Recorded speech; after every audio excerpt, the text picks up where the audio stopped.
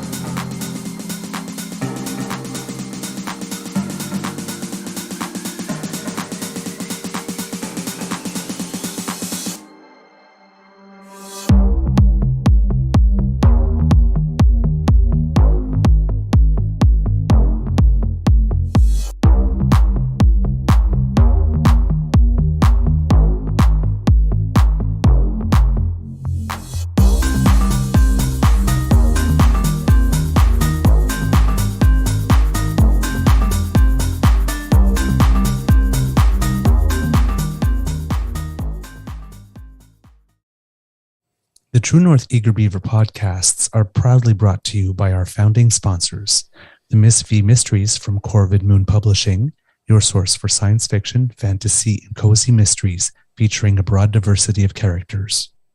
CanadianTarot.com, your uniquely Canadian online eclectic tarot community and forum, and The Peppermaster, hot pepper sauces made from fresh farm ingredients to thrill your taste buds and expand your mind.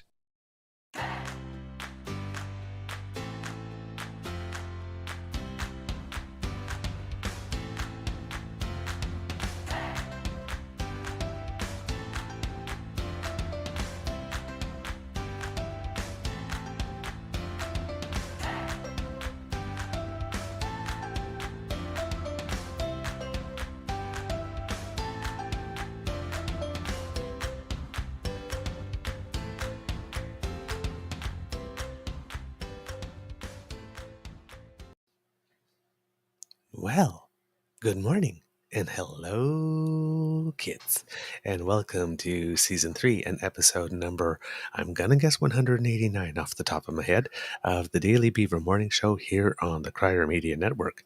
Today, recording day is Friday, August 18th, 2023, and right now it's a little wet here at the Beaver Lodge, I must say, but it seems that the sun will be coming out later this afternoon. Which means that hopefully the weather will be fine for match 2 of my tennis tournament. Yesterday, as expected, was an exercise in what I call rodeo tennis, getting on the court and trying to hold on for 8 seconds. For the first time in 4 years in our club's tournament, I exited the first round of our tournament without a double bagel. I did not lose 6-0, 6-0. I lost 6-1, 6-0. It could have been 6-2. What did I say? Sorry. Well, the holding on for 8 seconds just reminded me of something. Yeah, reminded me of something really funny I read yesterday, and Go ahead. No. Okay. Okay. That is not a morning show topic of conversation. Okay, gotcha. Or a topic of conversation for this show at all. Maybe on a casual Friday, but definitely not this show. Gotcha. I think I know where you're going. Pirate. I guess progress that I didn't lose 6-0, 6-0 in the first round of the tournament where you usually play the strongest player you're going to meet when you're super low ranked.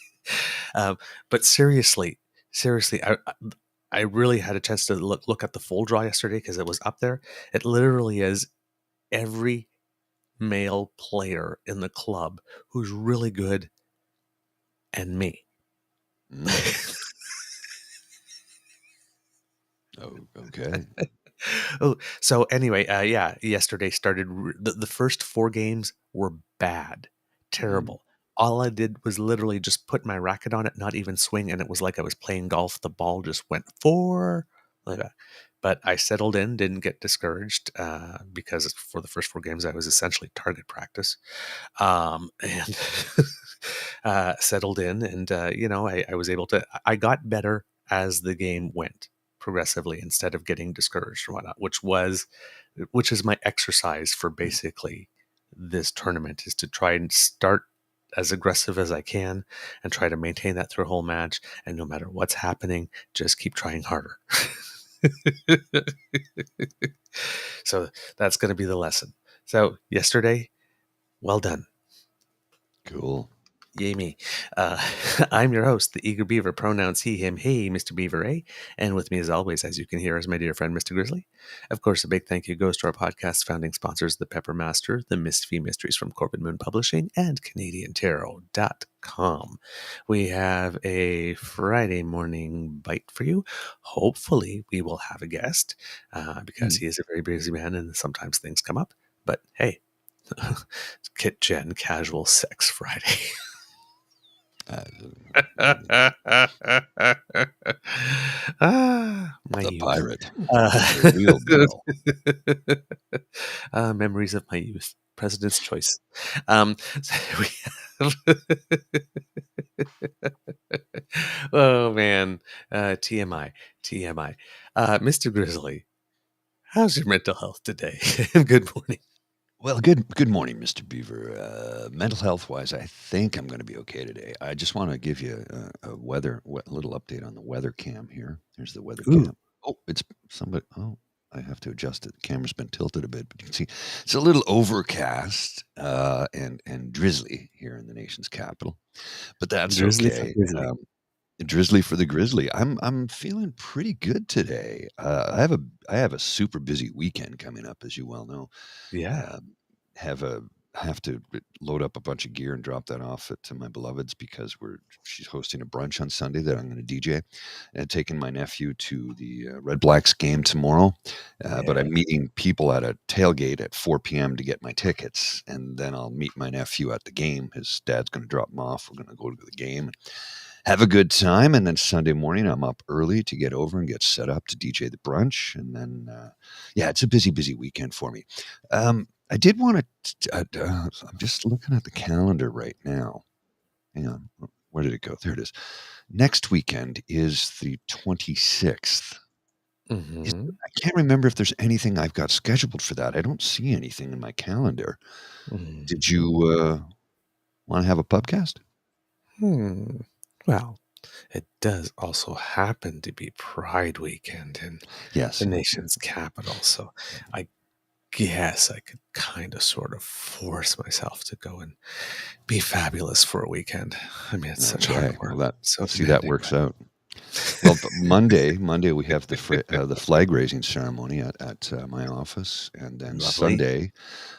Sunday I am the MC in the parade. I will be both the DJ and the MC, so I won't actually be marching in the parade. I'll be on the golf cart because we have a PA system and everybody's behind that. So I will be the DJ and the MC for the office in the parade on Sunday. So if anybody happens to be out in Ottawa, you might hear my voice if you're in the parade somewhere. If you're on the parade route, I should say on Sunday. I love it. So Saturday, let's set it up. We'll do a fabulous Beaver pubcast. Fabulous. Okay, I like that. We have Kit Linda M going twist his arm for a pubcast, and you know how my brain works, Linda. You just put a song in my head, not very well known, but the Pointer Sisters had a song called "Twist My Arm." That really, really groovy. It's one of those driving songs. It's Tragically Hip had "Twist My Arm." Oh, really? Yeah. Yes, that's true. That's true. That's true. A little bit different. A little bit flavor. Different. Yeah, exactly different flavor. Well, I gotta have some love for my sisters. Well, I mean, yeah, sisters from another mister, but yeah.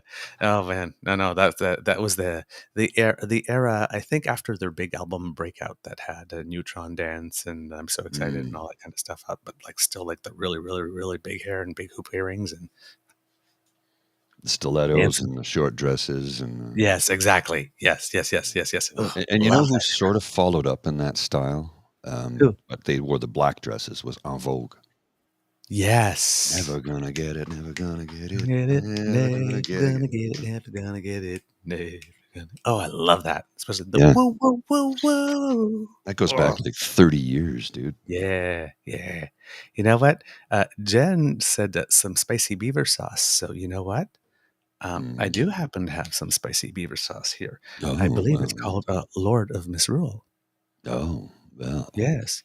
So That is the spicy stuff right there now, isn't yeah, it? right there. So a little here, Mm, mm, yeah. and then a little here, right there. And then watch this moment of smoothness because spicy beaver sauce, unfortunately, not available on the list of sauces from the Pepper Master. Well, we can't have everything now. I mean, We can't where have would you put it, everything. right? See, tie everything in. Tie everything in. Got to do it. There we go. Good segue. Mr. It's a good segue. Yes. We're starting a little late because unfortunately, hopefully, while we're waiting for Dean, we have to start off with some pretty serious news Grim news. uh, Yeah. because the wildfires are Not good.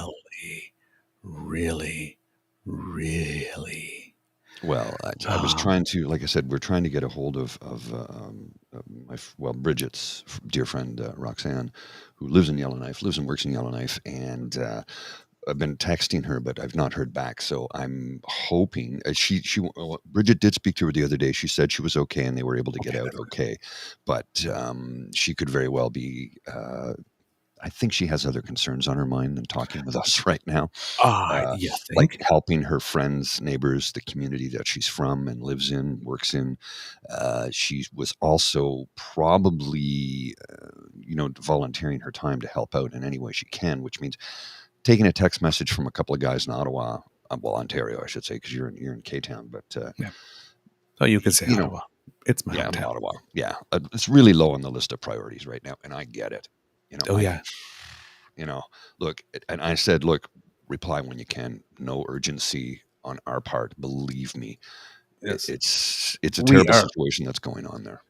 It would be nice for us to be able to bring to kids, a story and a first-hand account, but we are so not the priority. No, And no, exactly. nice, it's nice. It's exactly that. Nice, not necessary, not vital, not right. So, as we say in French, faut se calmer le pompon. Yeah, just calm down a bit. So, but fire wise, yeah, things are really, really, really, really Bad. intense, both in the Northwest Territories and the Kelowna area. About 22,000 people in the Yellowknife area are all under evacuation order. They need to leave before noon today. The situation is extremely dynamic, and the Northwest Territories has requested assistance from British Columbia and Alberta with evacuating healthcare patients. There was already some moves to evacuate inmates earlier on in the week to other places, but I'm guessing that now that they can't stay in Yellowknife either, there'll have to be some arrangements for that as well. But they have been thought about. Northwest Territory So for Wildfire Service. I was Sorry. just going to say it's not just the Northwest Territories. I've got some photos from Kelowna right now. I'm going to put Yeah, on the screen that are yeah, disturbing. yeah. We'll get to Kelowna, but yeah, people are sitting on the banks watching from, and that's how close it is to the Just town. devastating. Oh yeah, yeah. It's devastating. Uh, so of course, the fire is now about 15 kilometers from city limits at the last I heard. And remember yesterday when I said it was 20 kilometers from the city and they were thinking it might be at 15 sometime during the weekend. It's at 15 sometime last night. Uh, of course, there's a focus on critical infrastructure and the periphery of the community in particular. The idea is to discourage ignition and progression into the city. Highway 3 is the only road out. There is already fire on both sides of it. I don't know how close to the highway it is, but there is fire on both sides of it. Pilot vehicles will be available to help lead the way in case there's smoke, so to provide some light for you to follow. Tow trucks will also be there, and a tanker with gas for the stretches of road where there isn't any to fill up. If in case you are lacking gas, there will be some there. According to officials, they say that they've been assured that there's plenty of gas at the Big River service station, which is pretty much the only gas station out in the area, as well as a supply at a private car lot in Fort Providence. Emergency evacuation flights for people with no other means to get out are being arranged. But 2/3 of the territory's population is being evacuated at the moment. One of the things that is going on with the flights is that people noticed this yesterday, Mr. Grizzly, if you will put it up. Sure. People may have seen this. Again, I'm going to assume that the kids see it on their screen because we don't see it on ours. Restream is doing that weird thing again today. So please let us know if you see it, kids, in the chat. Blurry. It's very but right blurry. now, okay, it's blurry. It Let's is try it there, it's again, visible, maybe. but it's blurry. It's not. Okay, It's try not it really again. legible right now. Yeah, we'll try it again. Okay. And we'll see. I All don't right, know kids. if that's any better. Anyway, yeah, there we go. Now it's clear. It's a plane ticket from Yellowknife to Calgary that's going for $4,665 on Air Canada, which caused people to go, what the hell? Now, somebody pointed out, of course, Yes. that this particular ticket is a ticket Yellowknife to Iqaluit to Ottawa, then to Calgary, which still explains, because you see up top there's other fares, 576, 303, and 13 something. But that wasn't the other one. There are other examples, if I may write about here. Again, 1,022 here on Air Canada. And Air Canada has come out yesterday and saying that they're capping the prices of tickets outside of from Yellowknife, I think, down to Edmonton, I think it is, or Calgary, at $300. So I heard three different things. Edmonton, yes. Yeah. So this comment from Jen here, they got shamed hard and dropped the prices. I Yes. heard that, but I also heard, and I don't know what truth there is to this, but I also heard that the reason the prices were like that is kind of like surge pricing for Uber.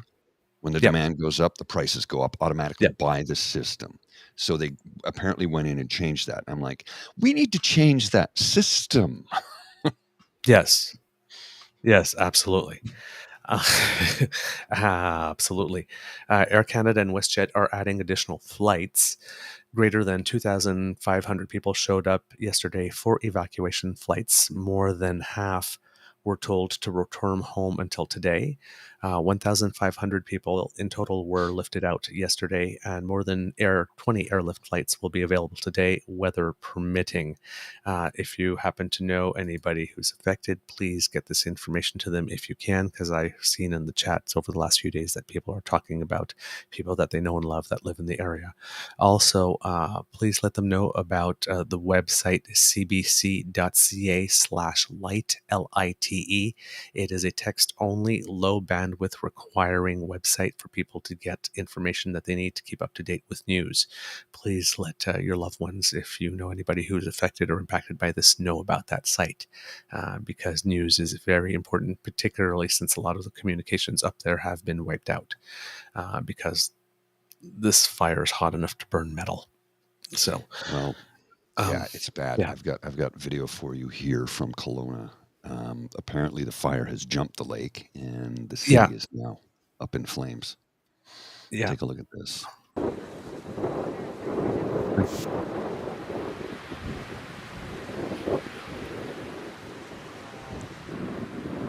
Like, it's absolutely devastating. This is wow.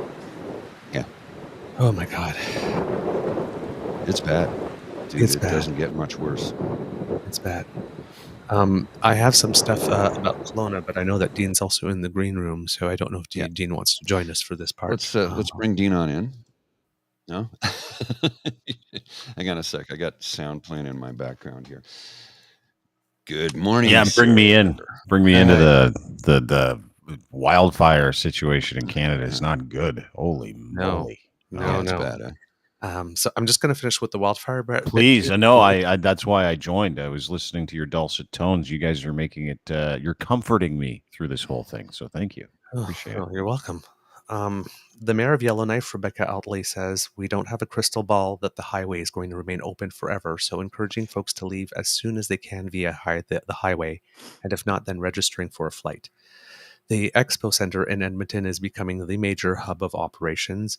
They've opened a large-scale reception area stocked with cots, food, and other essentials. Towns and cities across Alberta are also opening centers. Mike Westwick of the Northwest Territory Wildfire Information Office says, when you have dry ground to start the season, like we did with almost no snow, 20 to 30% of the snow that we would expect heading into the spring, when you continue to see lack of precipitation, you know there's a problem. That's going to cause hotter, more intense fires that are much more difficult to put out. Well, the And tundra is on fire. yeah, Do you Yeah. realize how strangely bizarre that is? the fire is Nuvik- so hot that it's actually burning underground. It's burning roots Yes. underground. Well, and people were trying to leave, and there was a big lineup of traffic. Their tires were melting. Yeah. So this is hell on earth. Yeah. Now in Kelowna, as you saw that fire, fanned by strong winds and temperatures in the mid-30s, evacuation orders were expanded multiple times. Members of the RCMP are going door to door to tell people to leave and to register with emergency support services. The fire chief says that the fire will be extremely visible at night. As you've just seen, people are actually on the other side of the lake and watching it because it is that spectacular, but it is dangerous. Those winds caused the fire to jump Lake Okanagan last night. And though there are cooler temperatures expected, they are expected to come with stronger winds that may shift the fire to new areas. So everybody that's on alert needs to stay on alert. More than 1,000 properties are on evacuation order and 5,500 others are on alert. The fire was burning about 10 kilometers west from Kelowna last night before it jumped Lake Okanagan to Kelowna proper. Yeah, I mean, these people are building 100-meter fire breaches, and the fires are just jumping them. Right. So Mother Nature's basically saying, hold on a second now. You can't defeat me. Yeah. I just, Pretty much. Cliff Chapman of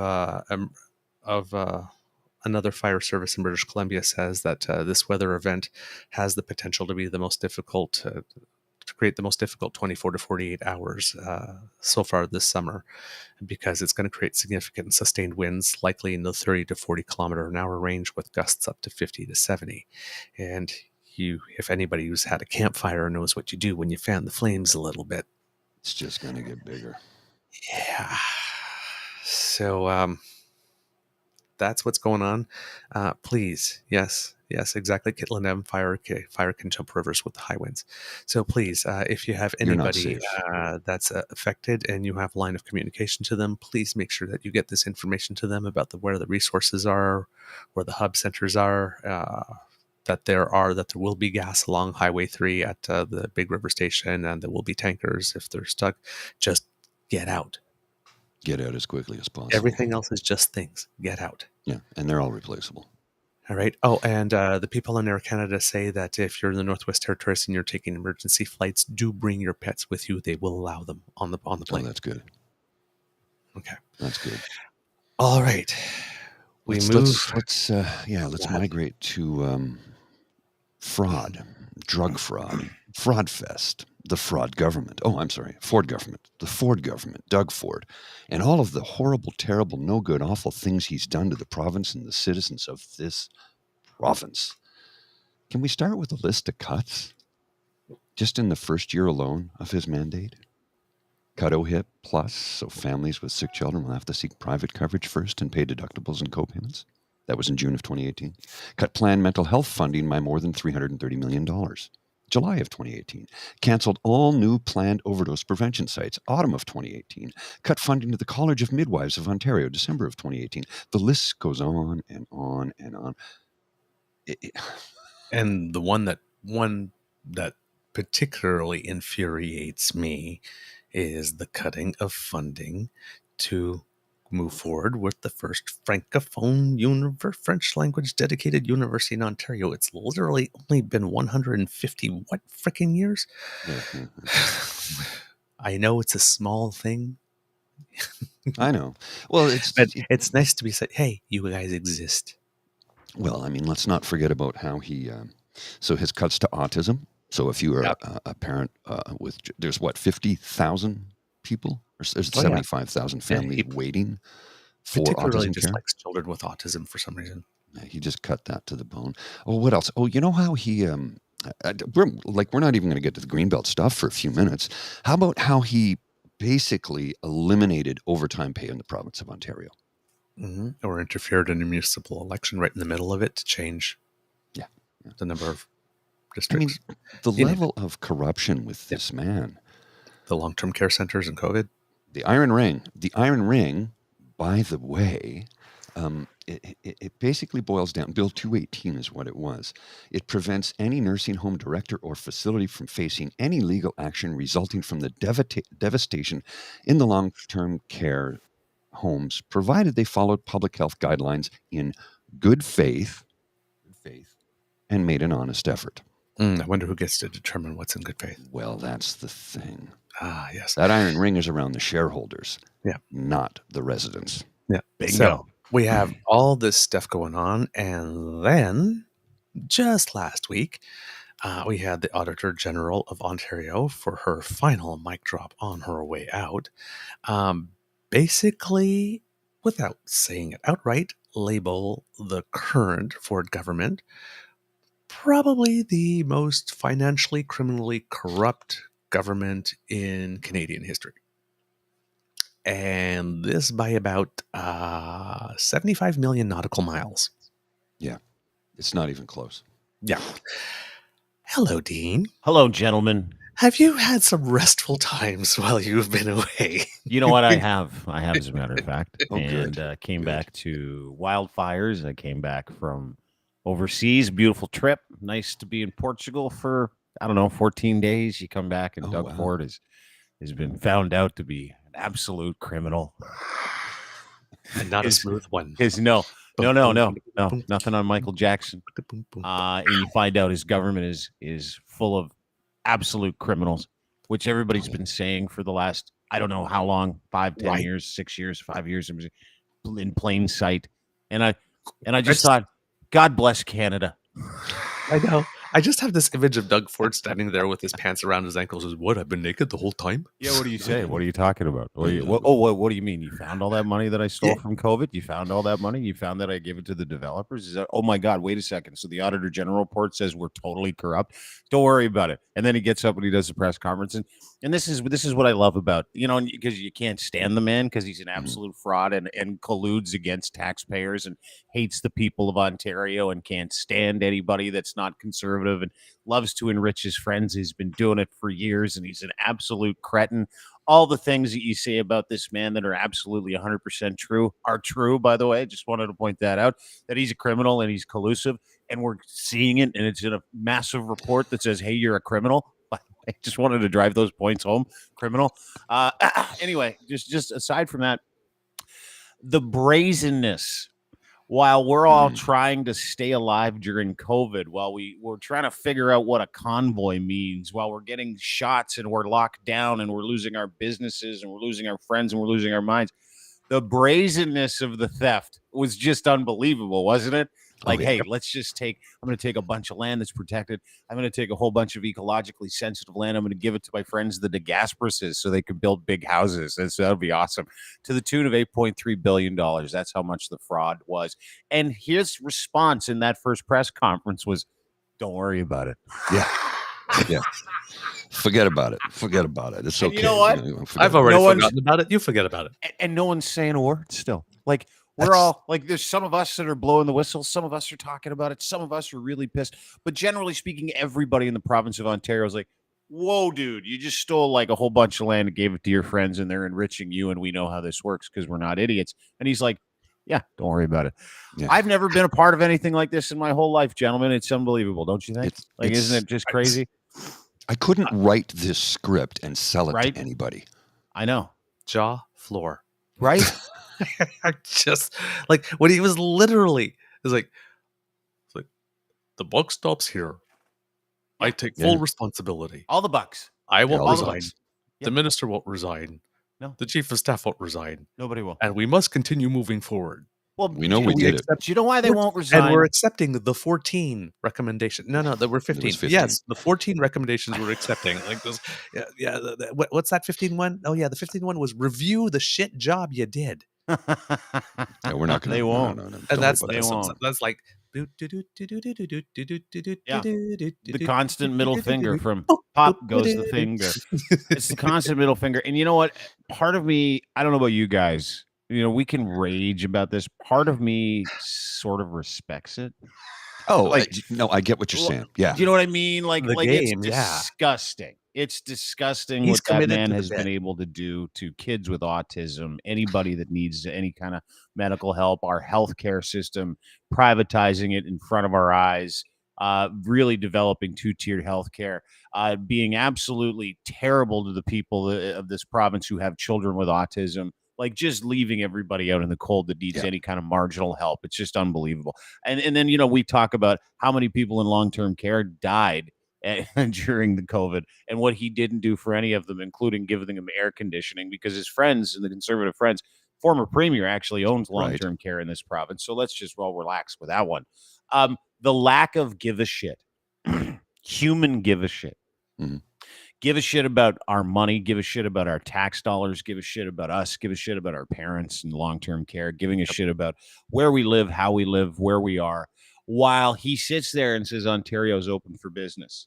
I think that's one of the things that really upsets me now, right? What upsets me isn't the fact that every political party, as long as political parties have been around, have enriched their friends, right? Have taken government money and given it to their pals and given it to their relationships, and they haven't. It's not like this is new. The level of it, while telling us that none of this stuff is happening, while demanding transparency, while doing criminal things, is just fucking crazy to me. It's beyond because I come from a time, boys. I come from a time where it's like, hey, you got caught, right? Yeah, and you're like, gigs up. I guess I got caught. Pay the piper, right? Mm-hmm. Then not only do they not say, yeah, we got caught, they deny it all happened. And then they don't address it. And then everybody just continues to spin. And here's the issue that I have now. Very few people are talking about it, specifically the press, which is in his pocket in this country, in this province. So it's almost like you have to sit and laugh sometimes because I don't know, other than will we see any kind of legal action? Will we see the Greenbelt return to its original pressure, which is, an ecologically sensitive area? Are we going to see the federal government step in? Like, I mean, outside of that, we just have to talk about it because no one else is talking about it because no one's going to do anything about it. Nobody's going to do a damn thing. You look at the blatant in your face theft that is happening, and basically he gets asked one or two questions, no follow-ups, runs away just like Skippy does. And it's like, how is he not held to task for this? I don't know. How is this even possible under our Westminster system of parliamentary democracy? This is beyond anything I ever could have imagined. It's blatant theft. He's robbing us blind, and he's telling us it's good for us. While he, spends $450 million on a parking structure for a private for-profit spa on public lands that has a 99-year lease for a company that's less than 20 years old. Yep. Absolutely.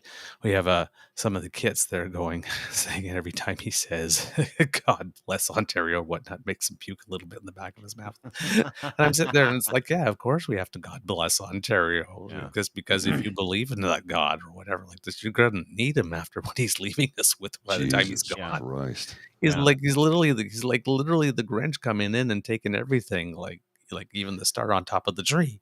You know what's amazing to me too is the flimsy excuse that he's given, where he's pointed to Steve Clark, housing minister's chief of staff. I can't remember his name. Amato, I think is his last name. Yeah. If I'm not mistaken. Ryan Amato. Yeah.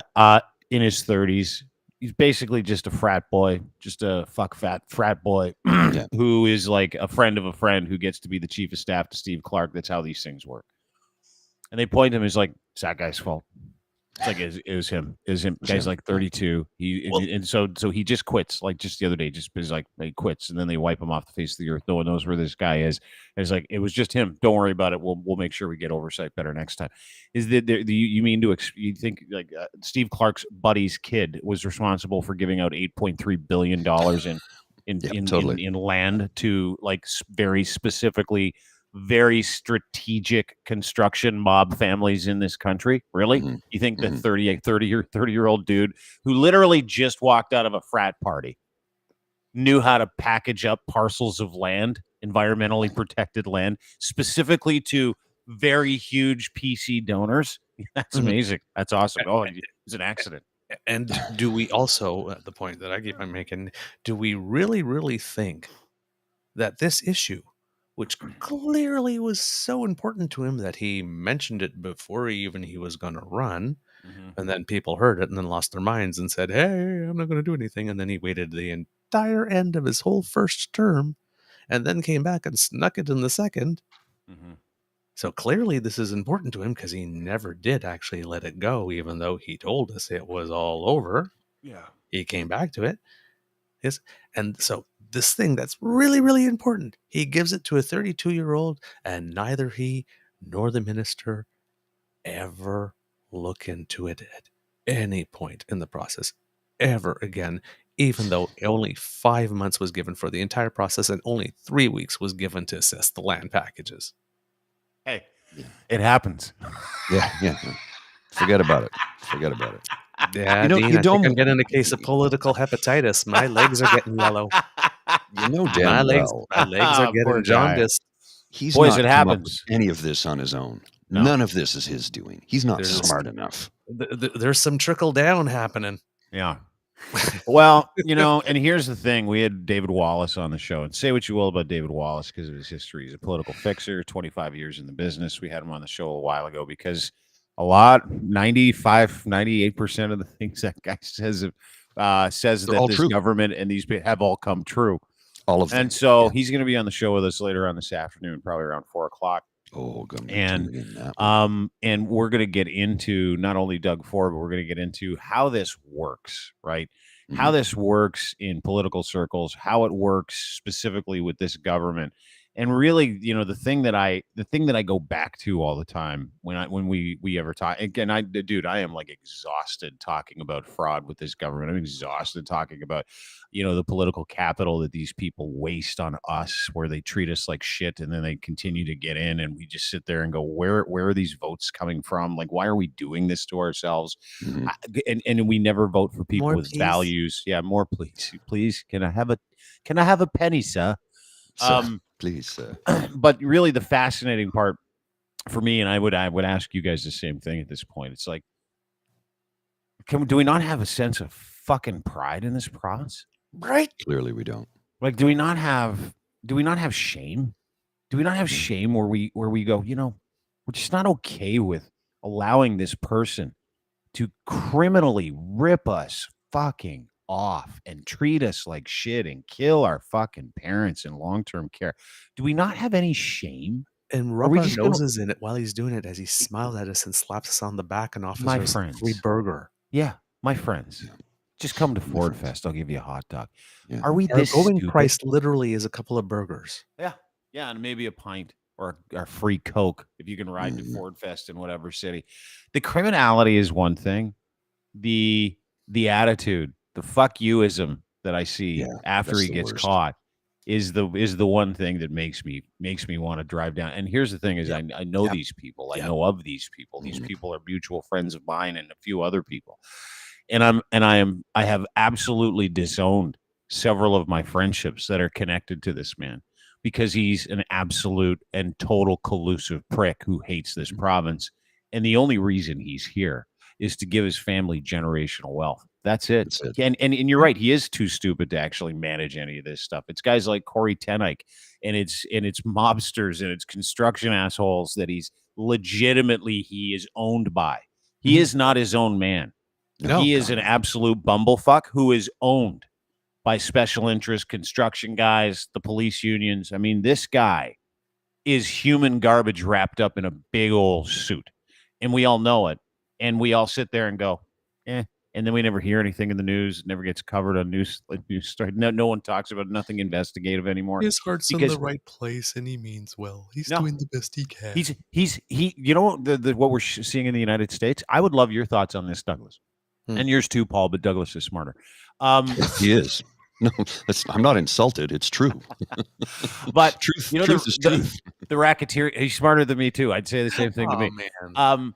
Now the racketeering charges we're seeing in 18 of Trump's associates get caught up with, including himself, that are getting worse now. That are like he's going to big boy jail. He's going to get frog marched. Racketeering, RICO laws, right? Organized We need crime. that here. We need that Do we? Is hearing that not Christmas what we're? songs. Is that not what we're seeing in the province of Ontario? Is this not Totally. racketeering at its It's the fucking exact finest? same damn thing. We were making the point Yeah. a couple of days ago on our show. Is we have Poliver, who's like Trump in terms of the policies, the terrible stuff. With Doug Ford, you don't get the racism. You don't get all that stuff. Not that- not what? hey not No, up no, front. I get Not it. up front. No, Not he up is. He is. But you don't get it. 100%. You don't get it. Yeah. That's the thing that saves him, right? Because every He has a time. little bit of charisma, just enough. No. But the thing is that Doug Ford knows that by playing the center, like Christopher Freeland's my best friend, and no, I like people from all over the place. He always has Daniel Smith or Scott Moe to hold his goddamn beer.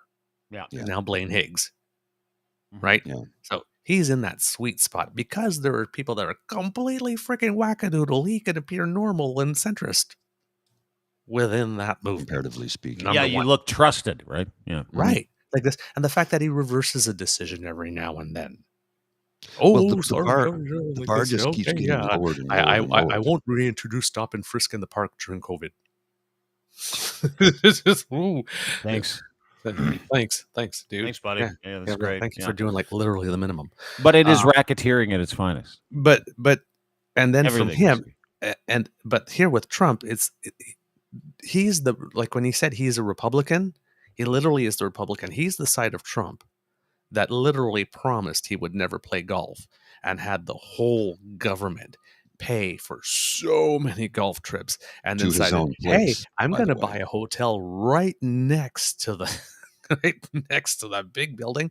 And anytime you guys want to come internationally to say hello to me, you need to stay in my hotel. And hey, I am going to set up a workplace in the Southern White House at Mar-a-Lago. And I need security there, so I guess you're all going to have to rent rooms there, right? Yeah. Secret Service bill. He's the president, and he needs the $1,500 security, and he's Sure he got does. the room, so of course he just won't donate the room, right? He's Yeah. going to bill. Of course he is. That's what a smart business guy does, dude. That is Doug Ford. That is exactly what he does. Any way that So he can he's pinch that guys. side of Trump. Oh, totally. And you know what? You bring up a good point. And the words, the language, the sounding like the yeah. bumbling type thing. Yeah, like like you got to trust me, guys. Like everybody, you got to trust me, guys. Like this, but it's and okay. I can't believe. But whereas Yeah. Trump is, he's always the victim. Doug Ford is, I'm always here for the people. I'm here for the He's got a little bit of Evita. You know, I go back to a word that's easily used when someone that says the word "prove it." Right? It's like, just prove it. Okay, receipts. Every words are not works in the world that I live in, and I don't know about you guys, but the quality of character is directly indicated by the works of that character. Right? That character's works are in stark contrast to all of his fucking words. Okay. I love nurses. He said that about 10 minutes 124. after having him beat out in front of one of his debates Yeah. last year, if you remember that. Yeah. Beaten. Nurses beaten Yeah. for protesting against him. Everybody's allowed to come to my rallies. Kareem Assad, who works for us, you watched her get arrested at one of them because he wouldn't allow her in because she wrote a cartoon about him once. And then she maybe fought it 15 and she won. And she fought it and she won because he's a collusive prick who hates people. And everything he does is a lie. He's a perception. He's not even a fucking premier. He's just a fucking idea. Yep. So then on top of That's it, those are works. And his security detail. Yeah. A security detail. His private security detail from the OPP. Yeah. Instead of having revolving officers, he hand selected who Oh, they yes. are. Same group. Mhm. Yeah, Yes. because those guys won't Right. talk. They won't talk about what they see on the plane, the OPP needed- plane that he gets to take. Exactly. They won't He talk needed about someone to be- what he happens on the premier's desk at night. with the ladies from Cachet Escorts. Won't talk about any of those things. We needed a team that would be loyal. Yeah. Who else talks about loyal all the Donald time? Trump. That would be Trump. Yeah, Donald That Trump. would be Trump. But it's How about his burner phones? How about his burner phones? That's the latest. Government. his old they're like, BlackBerry. you're supposed to have access. The government, people of Ontario are supposed to have access to his phone to see what he's been doing, to make sure he's not doing anything illegal. He's like, hey, by the way, no one gets access to that phone. I've got a whole bunch of burner phones, so just shut the fuck up. That was this last week. I mean, those are works, right? That's what we see. Those are things that we know. Those are receipts. And those receipts, after we get them somehow in this province of Ontario, we're like, don't worry about it. It's unbelievable to me. It's unbelievable how apathetic we've become in this province. And again, I go back to the word shame. But every single work that we see, whether he's stealing from land from us to give to his construction buddies, whether he's stealing COVID money that was supposed to keep us healthy to give to his construction buddies, it's always around the construction buddies. Whether he's using taxpayer airplanes to get to and from campaign events, whether he's telling us something that isn't true, whether his daughter is in the convoy and he tells us that his family is a tremendous family that wants great things for this beautiful country and province that we live in, which is all a lie because they're all fucking weirdo anti-vaxxers. Like everything this man does and says is a lie, and it is proven out by all of the works and everything that he does. And we're sitting here going, whatever. 20% of us will vote, and that'll be that. That is sad to me this morning, boys. Sad. Every time he opens his mouth lately with folks, I'm doing it for you, the people. It reminds me of this. And we give it back to you, the people.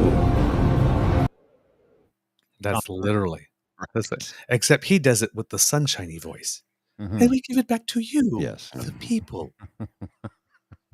That's true. It's literally the same damn message. Yeah. Wild, isn't it? Message. We made the comment on the show that, the guy doesn't look like he's doing a lot, but he's actually really, really, really busy. He's doing a lot, so, developers and, keeping surpluses aside and then diverting them entirely to building highways nobody asks for, and then bringing in for-profit healthcare, and then low-quality long-term care centers, and strong mayors. And when he's on he's on the phone 24/7. I have no doubt he's very busy finding new and innovative ways to screw us over. And it's like, and again, I say, with whom is he on the phone that much? And what's he doing with that other hand that he's got him on speaker? I am sorry, because according to the AG, again, running the most financially, criminally corrupt government in Canadian history, potentially, he's a very, very, very, very, very busy man. He's that guy in the office that walks around with a clipboard very fast, just checking things off, looking very, very, very, very busy. Yeah. And fast walking. He probably does that in the office quite a bit. That dude in the office that like fast walks all the time just to look like he's busy when really he's just like fast walking to the bathroom and then fast walking back to his office so he can get on his phone and play Tetris again. Like those guys. He's one of those guys. Yeah. And while he's fast walking, other people are out there scooping contracts and money, and he's giving government money to his friends for sole source contracts, which has been happening this whole time. And he's working really hard with the mob to try to figure out how to get more of your tax money into their hands, maybe for a hospital that we don't need, or $3 million homes for like some immigrants that are coming over with $80 in their pocket. It's truly a magical place, this Ontario, gentlemen. It really, really is. Well, like I heard on your show from David Wallace, when he said Doug Ford says Ontario is open for business. I think that's another way that he's like Trump. Anytime he says Ontario, replace the word Ontario with Doug Ford. Because Trump, every time he says America, right? This is a terrible day for America. No, it's a terrible day for you. Listen, Ontario is open for business. No, it seems that you were, because according to David Wallace on your show, which I listened to, Shades of Vladimir Putin, someone has salted away, allegedly, our favorite word, $100 million. $420 million. 420. That's the word. That's what Wallace says. 420 million. That's what Wallace says. That's what Wallace says. And then that number is actually believable when you think about the actual money that goes into building things, and you think about kickbacks in this province. And I'm not saying he's taking a kickback. I've got no physical proof that Doug Ford and his friends have taken kickbacks. What I can tell you is I know how the fucking construction mob works in this province, and they own it, by the way. And that's 29 That years. is unique to any province in this country, save Yeah. Montreal, which is just its own little center. Yep. But That's his own I thing. mean, Yeah. this province is absolutely under the very specific control over the whims and the needs and the wants of a few construction families that are connected to the kind of international money that you all shake your head at because of those vested interests when it comes to rinsing money, washing money, all of those things. And I have, and we can talk about the individuals that are at play here, and I won't, because that's for people that do investigative reporting. But there are a lot of questions that need to be answered in this province by people who do forensic accounting, by law enforcement, by CSIS, by people. But here's the problem: is that we've allowed this kind of collusion and this kind of construction bullshit to happen in this province for such a long period of time that all the rules and policies are bent towards that money and those families and this thing. And so Doug Ford is actually, like, he's a bumblefuck, but he's no idiot when it comes to being able to play every side to his financial advantage, which he does, right? He makes nice with a couple of liberals. He makes nice with a couple of people that might have vested interest in the same money he's got vested interest in government federally. And then he works towards those ends. And those ends always have some kind of financial compensation for him, his friends, his relationship, or his family. Always, never fails. Take it to the bank. And Douglas, you're right. That's what open for business meant. It's a dog whistle to everybody's like, hey, guys, I love money. I'm a big money guy. I want all the money and all the influence. And so he opens up healthcare and privatizes that. And we're all sitting here going, I guess, why not? Right? Just allow it, because we can do nothing about it. Nothing. I said it the other day, how he started with, first he's going to destroy the working class. First thing he did was froze the minimum wage increase that the Wynne government had voted in. That's the first thing one of the first things he did when he got elected, right? Freeze the minimum wage. Then he eliminates overtime pay. So the way the system works now is you do not have to have an agreement between the employer and the employee to make them work overtime.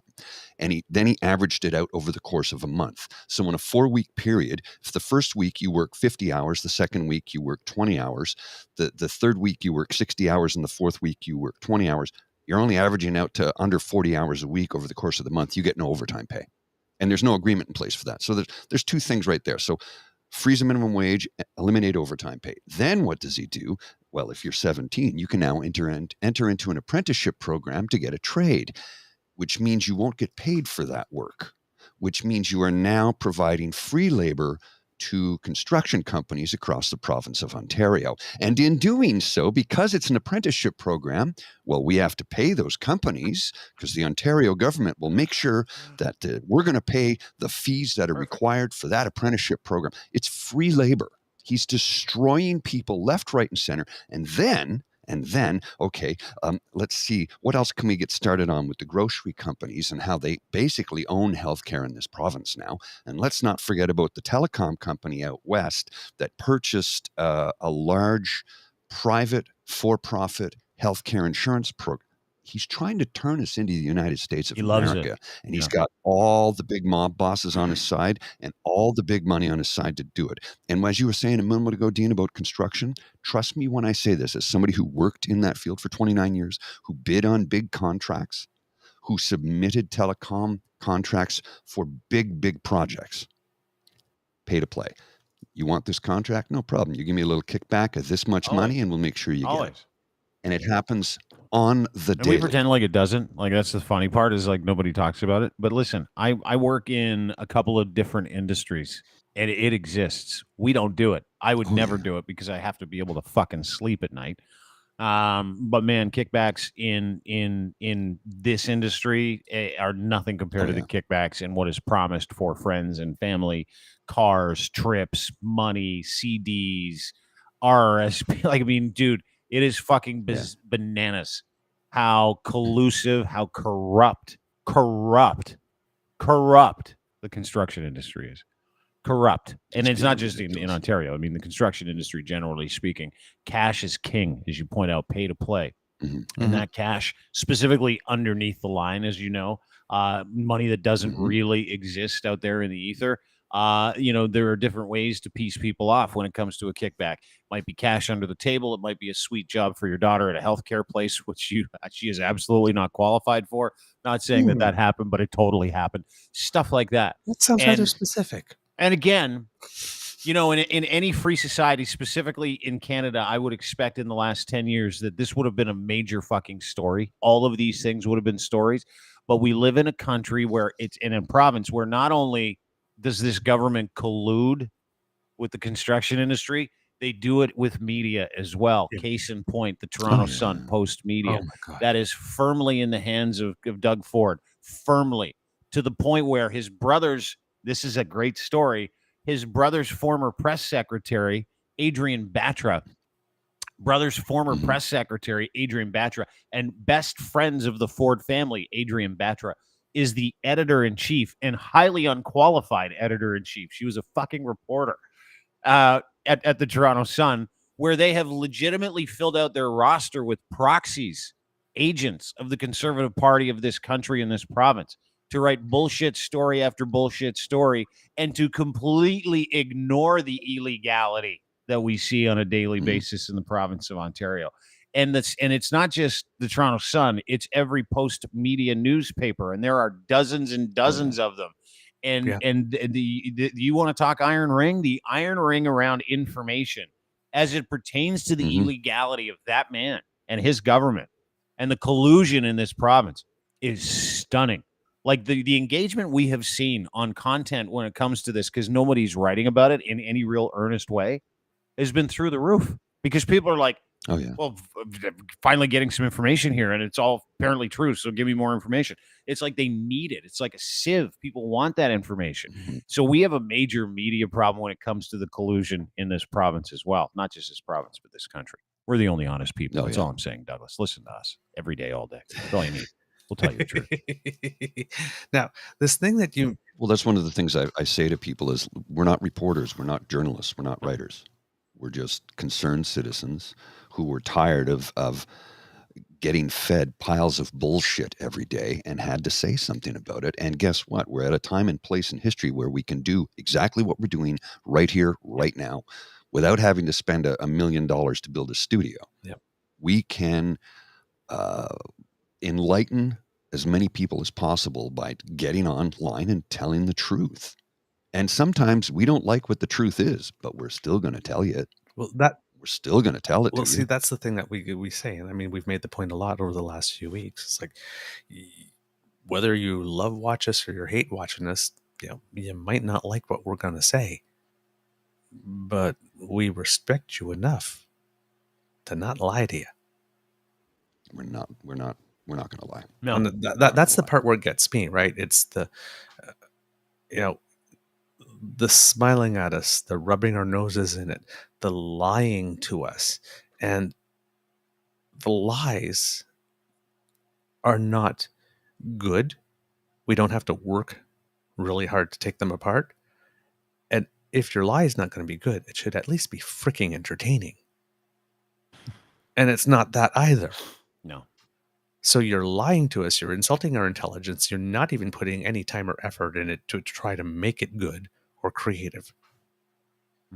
Like, literally all I hear is F you. And like I said, yeah. You get a geek. If you're going to lie to me, make it good. But you get a political geek like me that has this weird memory that somebody says something. Say, aren't you the guy, or isn't that thing that happened 7 years ago? Let me tell you. Oh, yeah.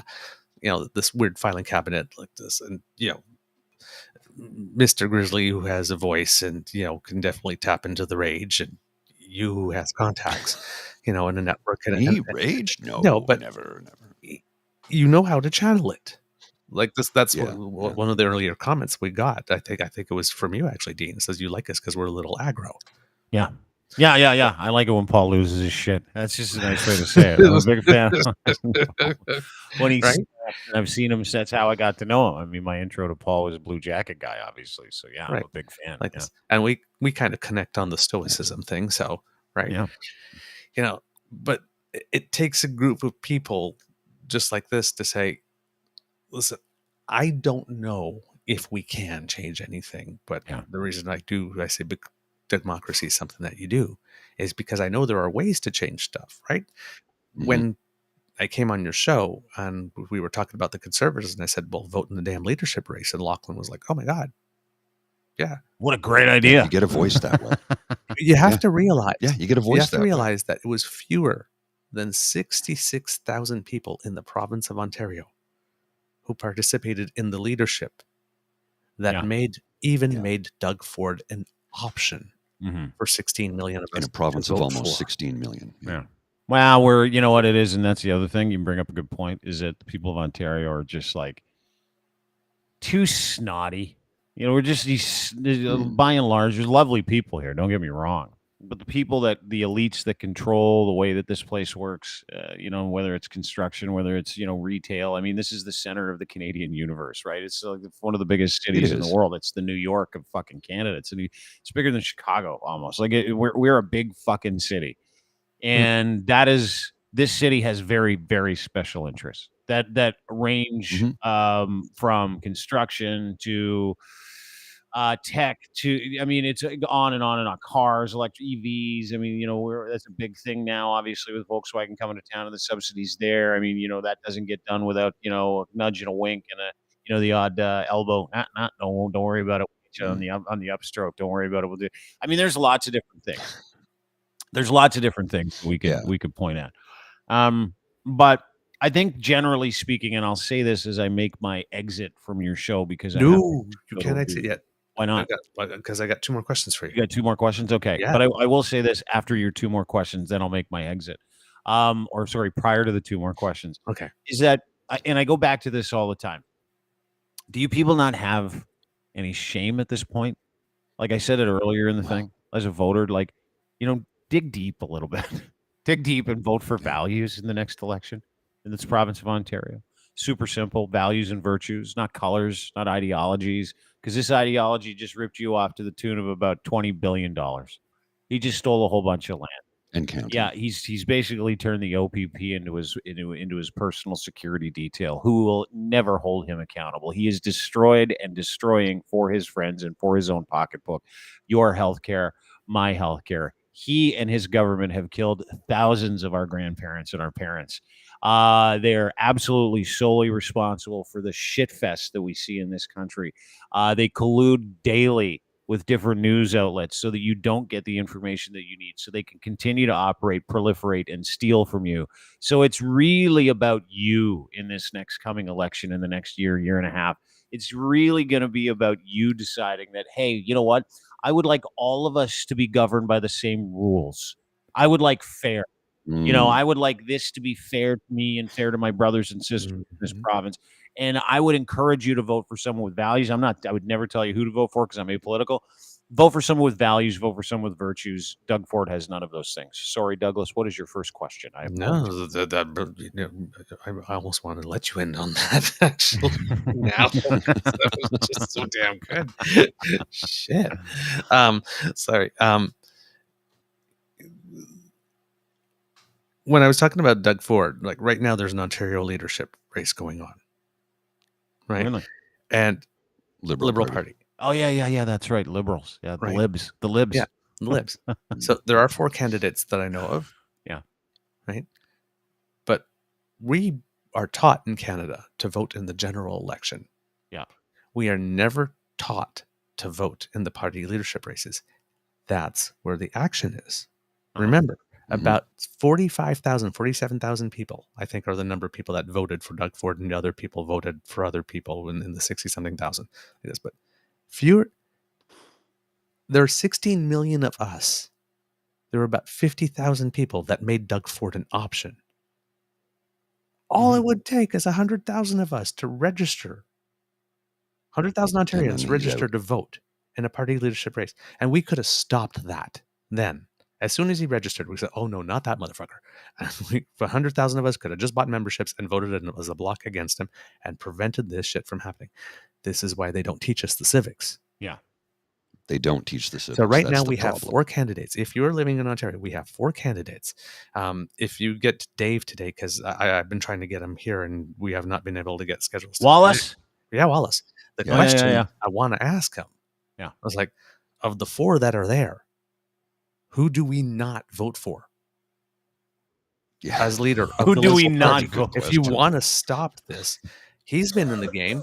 I'm Yeah. sure he's heard of the He four. would I'm know. sure he's seen of the four. Who do we, as citizens, buy we don't even have to buy membership. We're free. Sign up for membership and make sure it doesn't win. If Bonnie we want Crombie. this kind of shit Bonnie to Crombie. stop. She's a Ford acolyte. She's pretending to be a liberal. Yeah. Don't vote for Bonnie Don't vote Crombie. for her. Nate Erskine Smith. Do you know Nate? Yep. Do you know Nate? I know Nate. I refused to about 2 years ago. I'm like, fuck, no more politicians on this show just because of the lies. Everybody lies. Nate's the only guy I've never caught in a lie. Like legitimately, Nate's the only dude that's never lied to me in the middle of an interview that I've ever interviewed who is a politician. And I like Nate. Nate puts his money where his mouth is. Nate's an honest broker. He is a good human being who loves his family and likes this province and knows that there's something wrong. He has a moral compass, one of those things, which this government and anybody in Doug Ford's government does not own. They do not own a moral compass. No, they threw that out. And so if you want my advice, which I would never give you, but based on, and I, by the way, have not said a word about political leaning ideology, stripes, or narratives or talking points.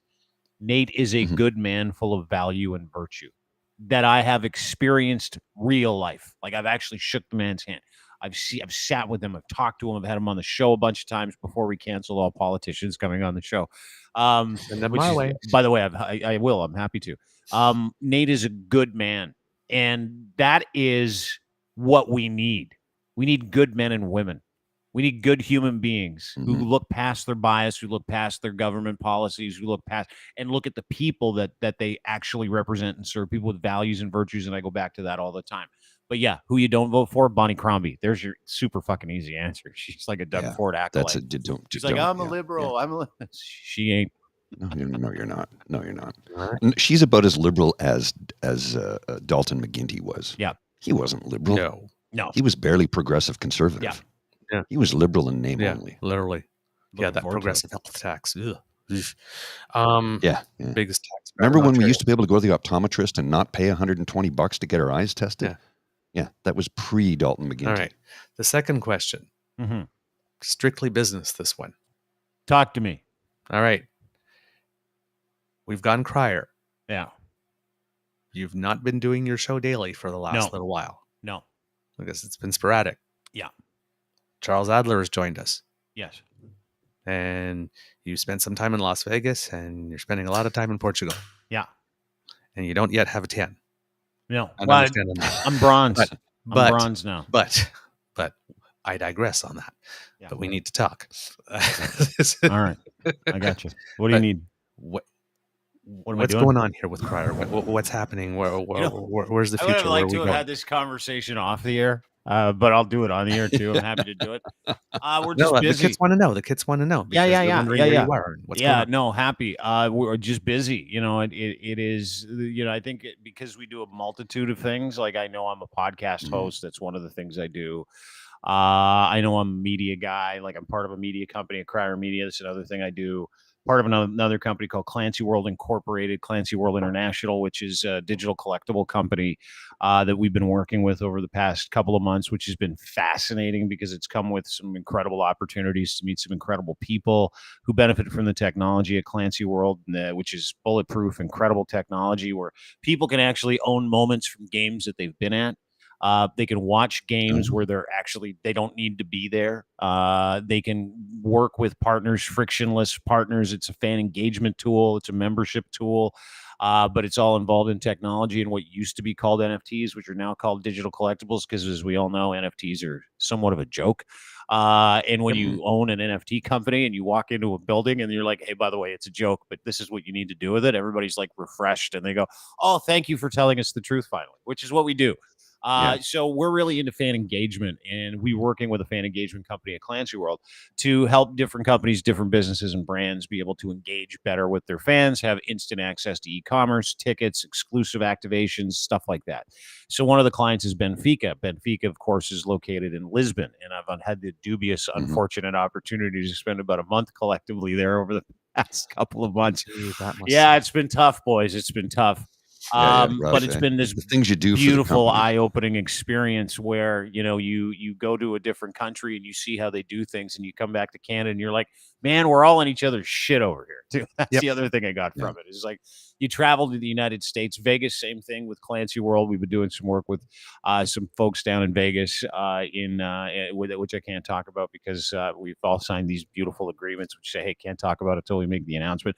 But same thing, fan engagement for people in very specific niche sports. So long story short, you get out of the country, right? And you're like, man, in Canada, you're here. I don't want to say boiled frogs, but every country's got its boiled frog issues, right? Where you leave the country and you're like, I don't like certain things about where I live, right? Yep. And specifically, I noticed that in the United States and Portugal. Now, we can look through the lens of news and we can see the United States being this hot mess, which it is politically. You know, we're watching Donald Trump go to jail, which is beautiful, and I laugh, and it's awesome. But it's a mess. And I mean, we do business with people in the States who are like, yeah, it's a fucking mess down here. Like one of the people we work with fired her dog walker because she was a Trump fan. And I'm like, that's hardcore. You guys are hardcore down. You're not messing around. Jeez. Yeah. Like, are you going to influence the dog somehow? No, and she's like, I just No don't doubt. trust anybody that would vote for Donald Trump with my dog. And I'm like, that's No. actually not a bad thing at all. I kind of get it. Yeah. No dog in this house is voting GOP, especially Yeah. after Mitt Romney. So anyway, long story short, we've been working, right, and producing content on behalf of some clients that we work with at Clancy World, and that is part of obviously Crier Media. And in the coming days and weeks, I would say weeks, not too far away, making some very specific announcements and some launches, and a couple of things will change. But effectively, the business of business, right? And I think over the past couple of years, I've realized that I enjoy business. I enjoy it almost as much as the spoken word or the content. And listen, I love podcasting. It's awesome. But it's always going to be there. Right. And we're going to relaunch our podcast with a couple versions of my podcast coming up in the next few weeks as well.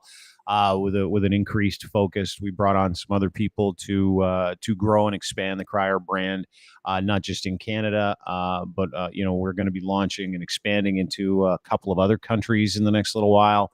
So, growth, right? You can't stay in the same place. You got to go and fish where the fish are, as they say. So I've really appreciated going to a couple of different countries to see how they do business there, because actually, I will say this: Canada is a terrible place to do business. Canada is an awful place to do media business. Like It's very difficult. Media in this country is so tight and only owned by, and as well as all the other revenue opportunities are owned by traditional media outlets that don't like to share, don't like to play nice, like to shut different people out. So it's just really difficult to do business in Canada. And we know that it's super easy to do business in other countries where they're like, yeah, let's try shit. And it works because we know what we're doing in certain capacities where other people don't. So, that's the goal. The goal is expansion. The goal is growth. And the goal is to work with other people and have incredible life experiences, which is what we've been doing over the past little while. I hope that's answered your question, Douglas. All right. Yes, no? I'm satisfied. Well, and I can completely agree with everything you say, Dean. And I've traveled the world extensively, and I can tell you that we have a beautiful country here, and there's a lot of amazing things. And we do a lot of things really well, but there's a lot of things we really got to learn how to do better.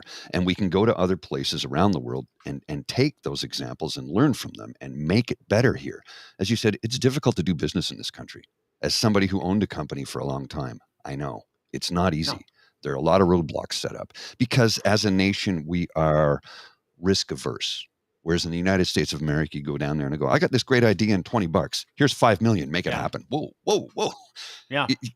I'll give you an example. A friend of mine, when he bought a company, a telecom company, a bunch of years ago, and he needed to outfit all his new trucks. And I talked about this once before. And he went to the bank. He went to the bank that his family, his entire family, all 8 brothers and sisters, they all banked with, his parents banked with for, their entire lives.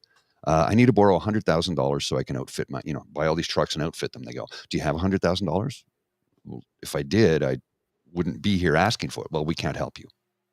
So he went to every bank in town. Finally, Desjardins agreed to help him out. The entire family moved all their business, all their banking right over to Desjardins, basically because they said, so we've been with you for how long? And you wouldn't lift a finger to help us. Well, help my brother. He asked for $100,000 to get his business up and running. You wouldn't help. Desjardins said, no problem. They moved everything, all their life insurance, their home insurance, their auto insurance, everything to Desjardins. Bank with them. And they're like, they've been so easy to work with. I'm like, because they're Desjardins, and I'm not trying to promote them, but they're kind of outside of the system of the traditional big banking corporate, right? And as you know, it's just, I love this country. I do. And it's a dream, but it's a dream that needs to realize it can go to other places and learn from other We're countries preventative. and other people and how to do We're things. so preventative in this country in some capacities, and it's a theme. It's not the responsibility or job of the government to be preventative. They are when it comes to people who can't prevent hurting themselves, and we've seen that during the convoy. Mhm. Yes. You know, that kind of Yeah. stuff. I get the preventative nature there because, you know, public health, public safety, all that other stuff. I get that. But we're so preventative over here. And that's really what shakes me is we put so many pieces of red tape, so many different things in front of somebody just to be able to live, just to be able to breathe, just to be able to pay rent, you know, just to be able to, like, you know, you go to Portugal, there's little old ladies Except in selling. Ontario where they remove the rent That's controls. true. Little lady in Portugal and Lisbon selling like this cherry wine out of her front door because she needs to make a couple dollars that day to eat. So she makes cherry wine and she serves the people. You can go buy. You give her €1. She'll give you a shot of cherry wine. Everybody's happy. You go on your way. She would get arrested in about 4 seconds in Canada if she tried to sell cherry whiskey out of her front door. And it's not just an accepted practice in Portugal. It's a beautiful thing to watch, right? Little old ladies trying to make money from this stuff called ginger, I think it's called. And they sit in their doorway and they got people selling you know, all kinds of wares on the street. That would never be allowed to happen. And I know, like, I'm talking sunglasses, I'm talking weed, I'm talking all this stuff. Like, it's just it's a huge industry. It is allowed to exist and thrive for a bunch of reasons because they know that salaries suck in that country. They know that people are going to be people, and it's a wasted resource to throw drug dealers in jail. It's a wasted resource to throw anybody who's got, you know, pot in their pants or some coke in their pants in jail. It's a wasted resource to throw an old lady in jail who's just serving cherry whiskey out of her front door so she can go and buy a couple of potatoes for dinner. Like, they know that, right? In Canada, we have bylaw officers that we pay mint to run around and shut old grandma down. Like that's what shocked me. And my buddy James Sherman, he's like, it feels like we're so up our own arses in Canada sometimes. Like, it's like we love bureaucracy just for the sake of bureaucracy, just to say that we're safe or just to say that we're preventing bad things from happening to you. And that's really started the wheels turning in my head as I live in this country. And listen, do I love Canada? I guess as much as I live here, I love Canada. I love people in this country. I love the friends that I have and the life that I've curated. Does Canada have any culture to speak of? Nope. We got a whole bunch of other cultures because we're incredibly multicultural and we're a super young country, like a 155-year-old country. It's like, come on, give me a break. We don't have that kind of history or culture. Our culture is immigration. Our culture is melting pot. Our culture is all of us. And unfortunately, our culture comes with some shit too, right? Colonialism, what we've done to the beautiful indigenous population in this country over the past few hundred years because we're short-sighted assholes, all that stuff. But I just live here, man. Like, that's where I'm at now. Yeah. Like, I just live in this country. I'm a citizen of good character at this point. Like, I've absolutely abated because I'm embarrassed by where we're at. I'm embarrassed by federal government. I'm embarrassed by provincial. I'm embarrassed by our media landscape. I'm embarrassed by the laws that this country uses to hurt the people in this country. I'm embarrassed by some of it now. And that came from actually going to other places and seeing other countries and seeing the quality of life of people and experiencing a vibe that does not exist here, man. We are a fucking tense people right now. We are intense. We are stressed out because everywhere we look, people are taking our shit and telling us to be okay with it. Have some pride, right? And the other part of it, shouldn't be stressed. well, the other part of that is, like, you know, you can feign nationalism in this country and rue the day that I ever agree with someone who says Canada is broken. It is not.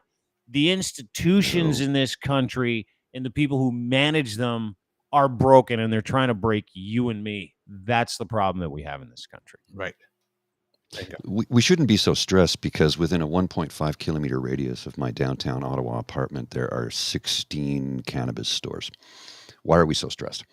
My favorite, boys. My favorite. Hey, anybody get on one last night? Anybody twist up a bat last night before you went to bed? No? Dougie? Yeah, you did. Douglas did it. Douglas did. I'm allergic That's to it. bullshit. So You're not allergic to it, Paul. Get out of there. I'm allergic to it. No, I am. Yeah, no, well, I'm I don't very care. allergic Well, to it. that's too bad. Uh-oh. You're letting me down. They're letting Douglas and I down. Sorry, What'd you man. get into last night, Douglas? A little indica? I had a little Yes. street hash with it. Yeah, a little indica. No Always straight open. edge. Just No? about a quarter to half of one before bed, and Yeah, yes, the I get best. high. Did you double up with the melatonin last night? It's my secret sauce, by the way. No, because I have to Oh. get up at 7. Dude, I I was have up to get at up for 7. Yeah, I know. So I was here. No, Yeah, because you Weekends. get the Google eyes the day after you have Weekends. a melatonin. Where you're like, Yeah. Yeah. Weekends. Melatonin's for weekends. Boys, I love you. Thanks for having me. It was so nice to see you. Great to be on your show. I I have love missed your you so show. much. Yeah, loved your show the other day with the comedian gentleman. His name escapes me now. What was his name? The guy with the green screen that you had on. I thought he was brilliant. Oh, Jake. He was awesome. Our old pal. Yeah, Jake. he was great. Yeah, he's Love great. that Great. show. Yeah. Yeah. Anyway, we love thanks for having me. I Yeah. feel honored to be on the True North Eager Beaver special this morning. Thank you. Please. Thank you.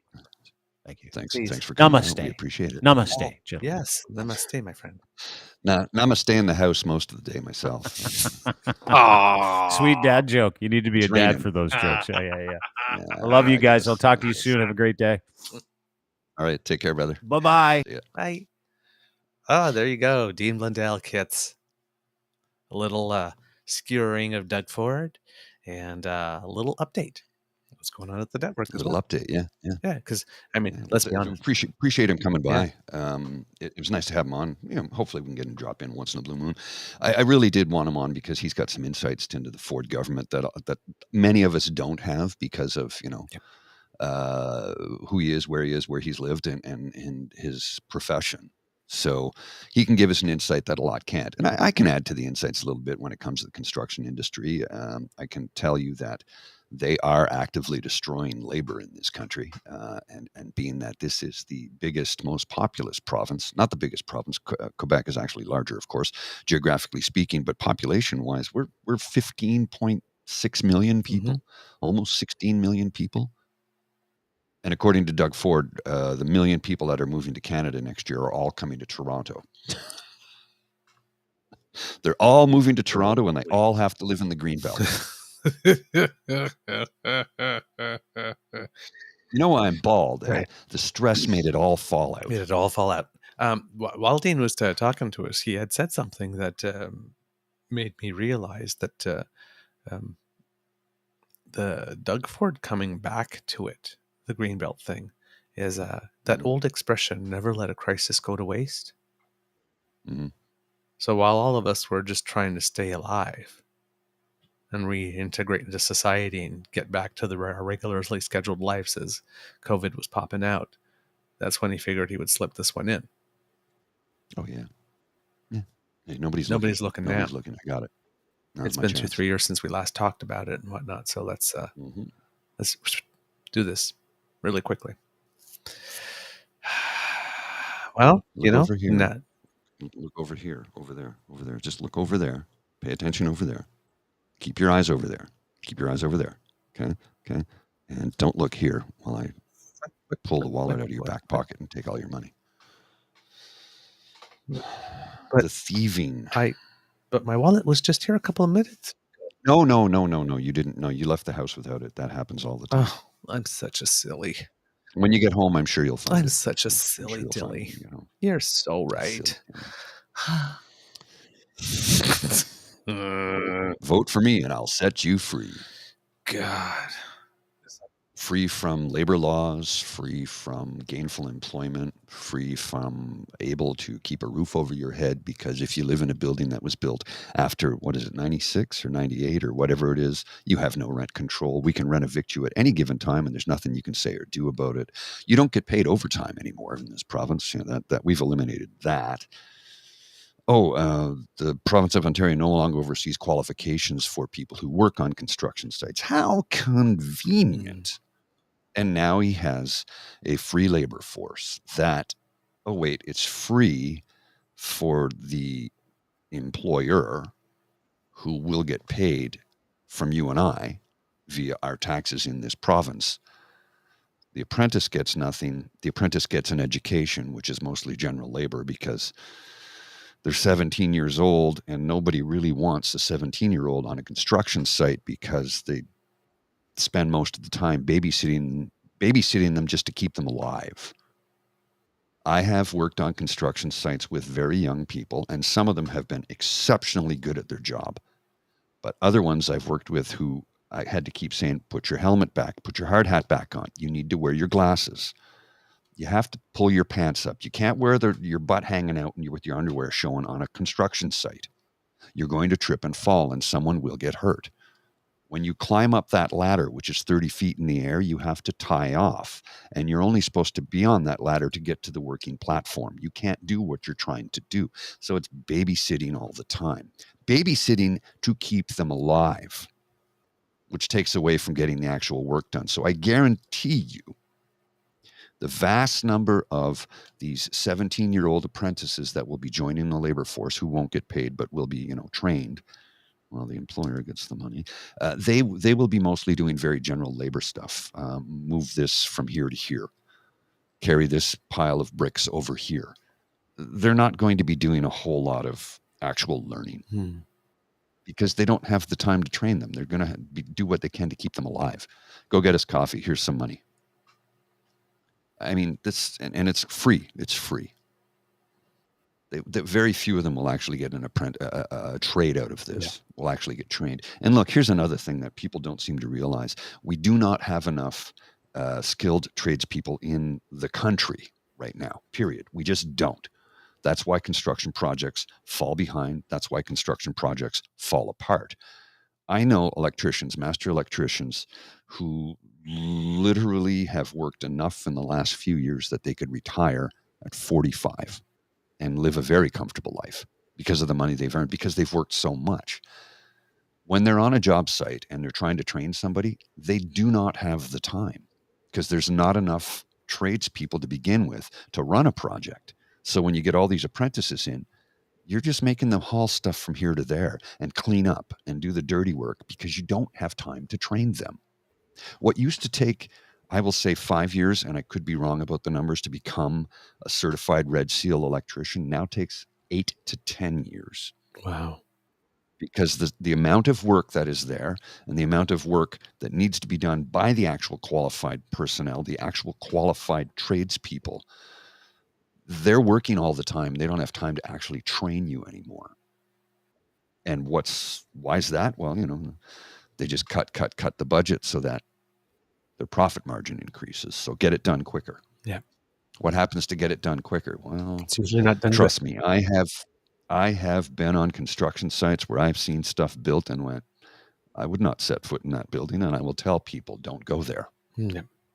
I have told people, do not go in that building. They're like, why don't you report this? And I go, well, I've tried to talk about it as much as I could, but there's only so much I can say and still remain employed. And see, this is the thing where I'm held. I have to keep my job because I have bills to pay. I have to keep this roof over my head. I have to continue to eat. So it's like, how much do I say before I cut my own nose off to spite my face effectively? Well, write a letter to your MP and your MPP. You think I haven't already done that? Anonymous letters, and I can't even name the people that were involved. Because I do know that there's I have sisters. I have nieces and nephews. I have family. I don't want to see bad things happen to them. And if I blow the whistle on those bad people, what would happen? Somebody was met with a terrible accident. These things happen.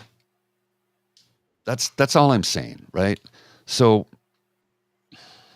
we're in a very bad and precarious position in the province of Ontario right now, and we are run by a wannabe mob boss who is not that smart, is a puppet and a bagman and nothing more. Because I guarantee you, he didn't come up with any of these things on his own. All of his advisement, all of his whatever's in his mandate letters, which we still haven't seen because he spent something like $200 million fighting to keep them hidden.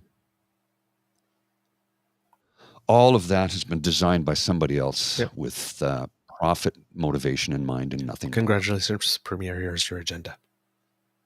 Yes, exactly. Yeah. Yep, pretty much. All right. Moving to a couple of other stories. On August 15th, totally missed it, was la fête nationale des Acadiennes et des Acadiens, National Oh, I didn't know Acadian that. Day. In New Brunswick and all over Atlantic Canada, where Canadians are, there was a huge tintamarre on the day, which is basically people taking items from their homes and banging them together to make as loud a noise as you can. The biggest one is usually held in Caraquet, New Brunswick, every year. There were concerts, and they were televised this year. They were held at Le Pays de la Sagouine in Bouctouche, New Brunswick. I've been there. It's actually a fun little place to go to Been there. if you ever have the chance, if you're planning a vacation. Around that part, you call it Bucktush. Bouctouche, yeah. So if you're Bucktush. planning a visit to New Party Brunswick, Vogue. yeah, go to Le Pays de la Sagouine. It's very it's a cool place. The future of federal funding for the event is uncertain, as apparently their deal or their agreement ends this year, and nothing has been renewed since 4 years ago. They get funding at about $500,000 a year from the federal government to mark the day. So the Société Nationale de l'Acadie has been ringing the alarm since the budget that the Liberal MPs from the area have reassured the community that funding will indeed continue. It just hasn't been announced yet. Now, politically, something interesting happened. Yves François Blanchet apparently spent the whole week in New Brunswick for La Fête Nationale des Acadiens, sprouting some rumors that maybe he is looking to expand the Bloc Québécois. Now, this is something I've said. If the Bloc Québécois had expanded, became the Bloc Francophone instead, and it expanded into New Brunswick, certain parts of Ontario, maybe St. Boniface, a couple of other places where there are Francophone pockets, you might have a party that's eligible in enough seats if votes split enough ways that actually could form a government. Because the Bloc Québécois once formed official opposition because the way that the votes fell. But let's say if they ran candidates in 100 ridings and votes split in a really weird way, right? But he says, nope, not planning that. If we want Quebec to be a country, we cannot pretend to have candidates or MPs from outside Quebec, which would be absolutely illogical. But he is mentioning, sounding a bit like Spock, saying that it's very important to create a friendship network, and that it's important. We care about French outside Quebec, which is actually not really true, to be totally honest. There's been no real evidence. As a Franco-Ontarian, I can tell you there's been no real evidence of Quebec coming to our help or our rescue when we were threatened in any way, like when they were threatened to take away the Montfort Hospital, or in our fight for a Francophone dedicated French language university, or nowhere to be seen. Nowhere to be seen. They were. So, but yeah, just a little working up some networks there. Blanchet is, but of course that prompted some rumors, which of course he is denying. We will see how true that is eventually. In other news, a citizen of the province of Quebec has been sentenced to 22 years in jail in the United States because her name Pascal Ferrier, pleaded guilty to 9 counts related to biological weapons after being arrested at the U.S. border in September 2020 because she had tried to send a poison letter to former President of the United States, Ricin, I think. Yes, Ricin. Which makes it really interesting that the only person publicly known to have wanted to make any type of attempt on Donald Trump's life was a Canadian.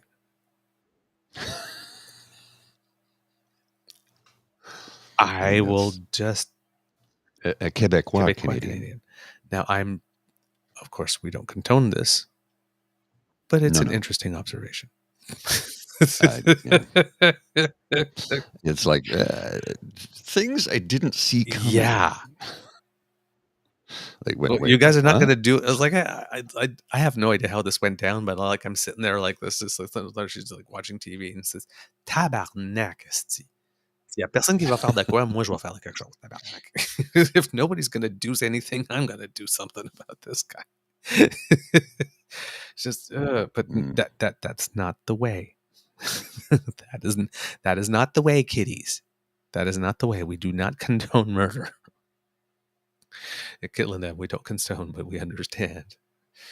Yeah, we. But the fact that we understand doesn't mean that we agree.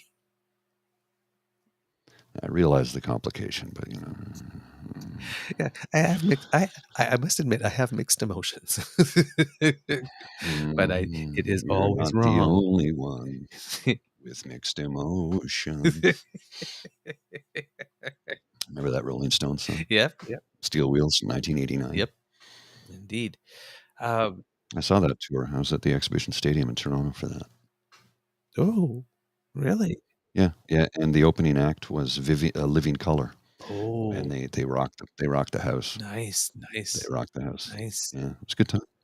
I think the tickets were $70 or $75. I'll have to check. I have it on my wall there. And I thought that is an absurd amount of money to pay for a show. About a year and a bit ago, I went to see Slipknot, and that was $327. That was the most I ever paid for a concert in my life, and I'll never spend that much money ever again. Yep. Ever again. Yep. It was the VIP experience, and I thought, okay, I don't know if I'll ever see this band again because I don't know when they've ever been here. And it was a triple bill, except one of the bands couldn't make it because they had COVID. So did I get a discount? No discount. Show ended like 90 minutes early. So as a result, the shuttle buses that were scheduled to be there, according to the original plan, weren't there. So luckily we did find a couple of guys that gave us a ride in the limo back downtown. So it worked out. And one of them, it turns out we'd met before and I knew his wife. Oh, just small town Ottawa, man. What can I say? Oh man. I Kramered my way home by falling backwards into something. Do we have more time? Yeah, we got lots of time. Let's take it. It's Friday. I'm working from home. Let's look a little south to us since we've been talking about creepy people. So there's forward. So let's finish off with the Orange Menace. It seems that law enforcement officials are investigating threats to members of the Georgia grand jury because Georgia has open court. When the indictment was published, their names and addresses and contact information, I'm guessing, was part of that, or what was made public made those things easy to find for people, internet sleuths. So their images and their addresses are now circulating on far-right websites. Most news agencies have not mentioned the names of these websites, which is very good, so as to not encourage people to go look at them. But yes, basically, as soon as the indictments are out, the threats start. That's the world we're living now if you're in the United States. Try to hold someone accountable for the bad things you do, and you get threatened. According to polling, majorities of Americans, including a significant majority of people who consider themselves independents, believe that 45 behaved illegally in many of the cases he's facing in a court of law. Interesting. They believe he behaved illegally in many of the cases. So there's certain cases, I'm guessing, the majority doesn't believe he behaved illegally, which I don't actually understand because it's rather obvious. That sounds complicated. Yes. But among Republican voters, especially primary voters, his standing as the front runner has never been more secure than it is right now.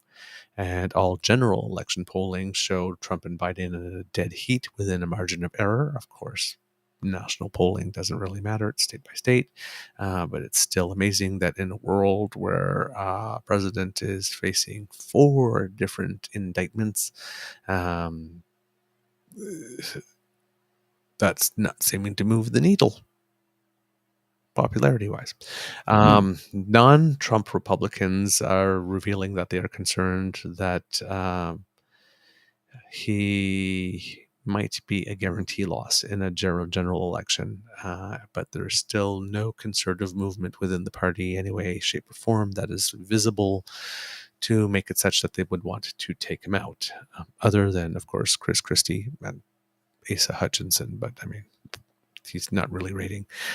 He hasn't even qualified for the debate that I know of, which will be Wednesday. You know, so it seems that he's basically walking away with it. Interesting news with regard to debates and qualifications and all that kind of stuff. Ron DeSantis, whose campaign has been spiraling. Hey. He's had to cut staff. He's not popular. People don't like him. He's awkward in person. Well, in the New Hampshire primary, according to polling, he is now running third instead of second. And guess who's running second in New Hampshire? Chris Christie. Well, that's interesting. Apparently, there's lots of commitments to future donations to him should he keep performing well. That's the word on the tweet in terms of fundraising. More people doing bad things because people are going crazy. Sorry, not that word. People are losing their minds over the Trump stuff. A Trump supporter in Texas is in custody after she allegedly threatened to kill Judge Tanya Chutkan, who's presiding over the DC case, if Trump was not reelected. And then the other day, apparently the FBI shot a 75-year-old man somewhere, I'm thinking it's in Iowa, but don't quote me on the state, because he had been publishing on the internet a whole bunch of stuff that he was mad and let the FBI come over here and see what's going to be waiting for them, what I can give them a taste of. And well, that one worried them enough that they went to check it out, and it seems that the guy was not cooperative, and there were some weapons, and boom. So all that bragging on the internet that people do, yeah, let law enforcement come over here and we'll see what they'll get. Sometimes they take that seriously. Yeah, they tend to. So just, if you tell people you have weapons at home and they're going to come and knock on your door, and when you say that you're prepared to use them, when you hesitate to open the door, or you hesitate to answer, or when you say, "Oh yeah, you just wait a minute," or yeah, you're not going to get much benefit of the doubt there. No, you're gonna be on the losing end of that, right? It's like, don't lie to the feds. Nope. And don't mouth off to the FBI. Basic. They have all the guns. Basic lessons. I know that Second Amendment stands up for them, but you got to remember the FBI and the federal government have all the guns. You've seen the comedian do the bit about, okay, we got their Second Amendment MAGA right-wingers over here, and there's a guy in a trailer in Las Vegas who has a drone, and let's see what the MAGA guys have to say. We're ready to take on the government. We're going to fight them. And okay, and let's go to the U.S. Army. Yeah, I don't see how this fight is fair. They're all gathered in a circle there, and my drone is above. Are we ready to start? Yeah, okay. And they're all gone.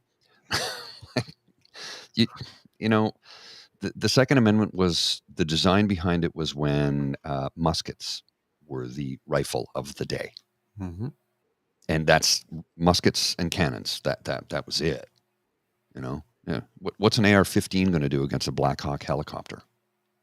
An F-35? A drone? Come on, you're being ridiculous. Yeah. So apparently the lady is from Texas. She allegedly called the chamber for U.S. District Judge Tanya Chutkan and left a voicemail promising to, quote, kill anyone who went after former President Trump, according to an affidavit. Quote, you are in our sights. We want to kill you. Trump doesn't get elected in 2024. We're coming to kill you, so tread lightly. Beep. That's You will be interesting. targeted personally, publicly, your family, all of it. The So affidavit. that's a public threat. Yep, the affidavit also, you both use the N-word and slave Oh, to address her. Yeah. Only the best people. only the best people. Only the best people. Right. Jesus Christ Almighty! I don't even know anymore. Oh God! And the guy the gunman was. Oh no, that was that was earlier on the last year in August 12th, where the guy tried to raid one guy tried to go into an FBI office in Ohio, Cincinnati, and shoot up the office, and he died there. So, yeah, one guy tried to go into the FBI office. Really? I mean, at least make him come to you. Just, dude. Man. With regard to the debate, it seems that Trump is still deciding whether or not he's going to show up or not, basically saying probably not, because, why would he show up at a debate to let people take swings at him when he's already leading by a lot? And he's looking to do some counter programming, particularly or possibly with Fucker Carlson on the shitter. Like that's going to, right? But yes, 57% of Republicans and Republican-leaning voters believe that if a candidate has qualified for a debate, they should present themselves. Mike Pence says that he's looking forward to it, but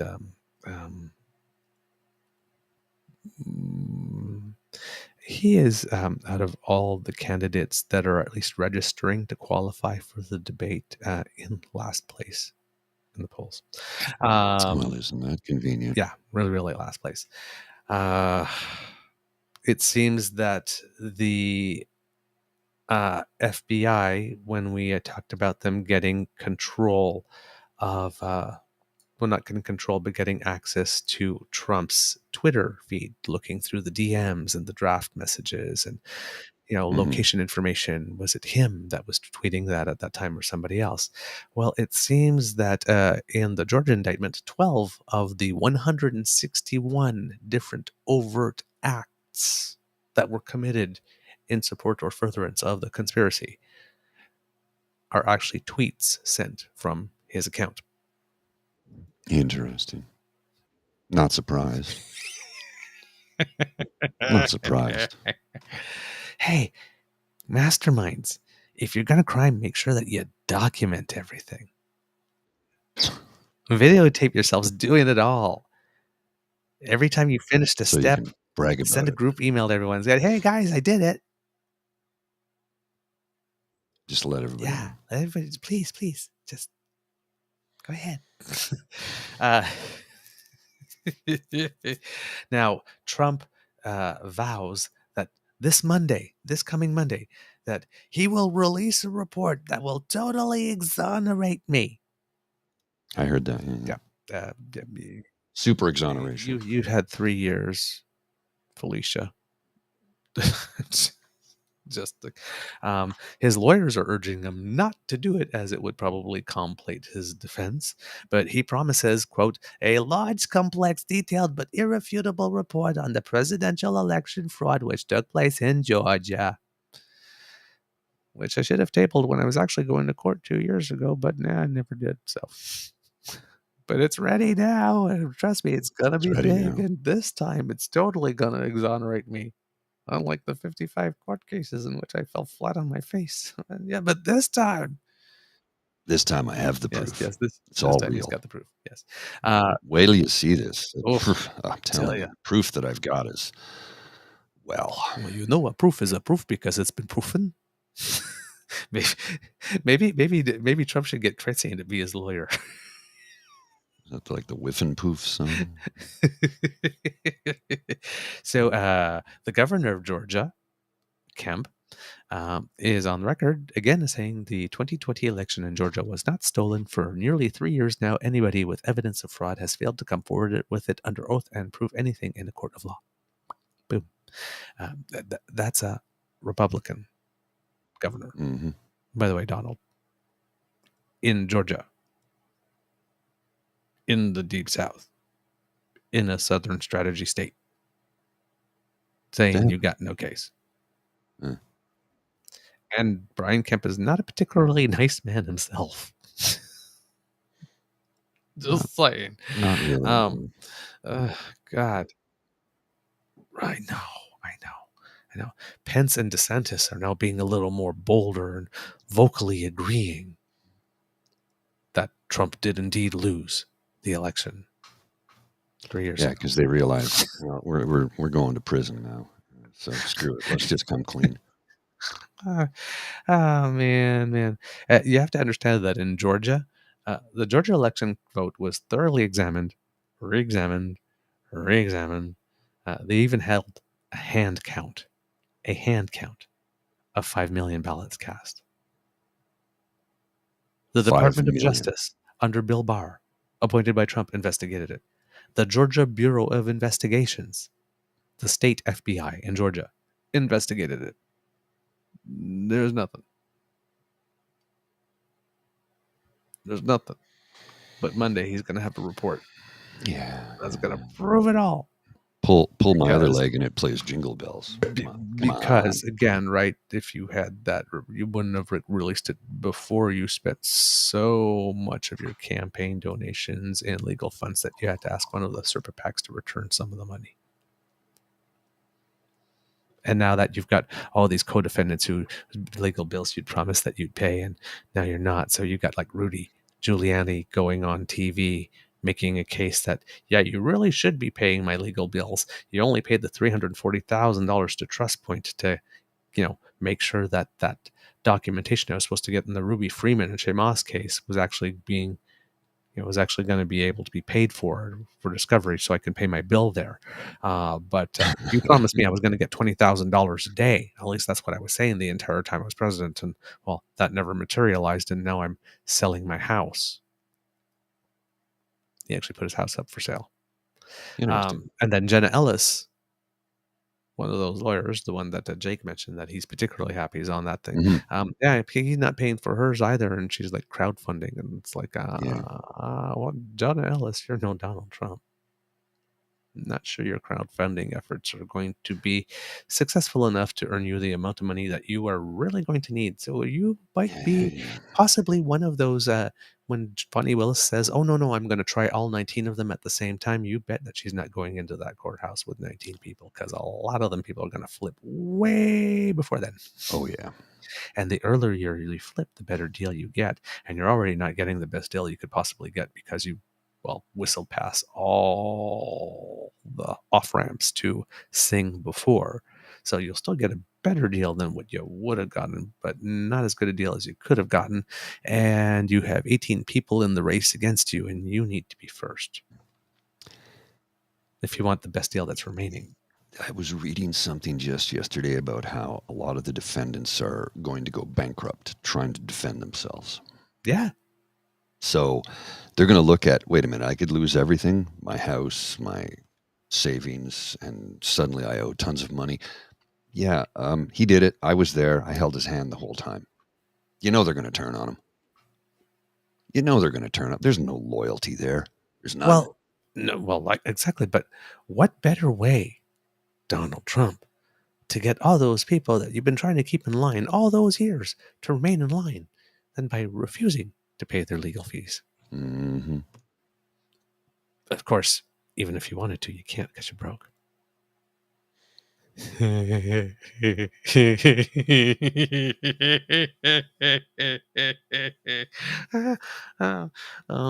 Oh man, I should not be enjoying this so much, should I? It happens. It happens, man. Don't worry about Does that make me a bad person?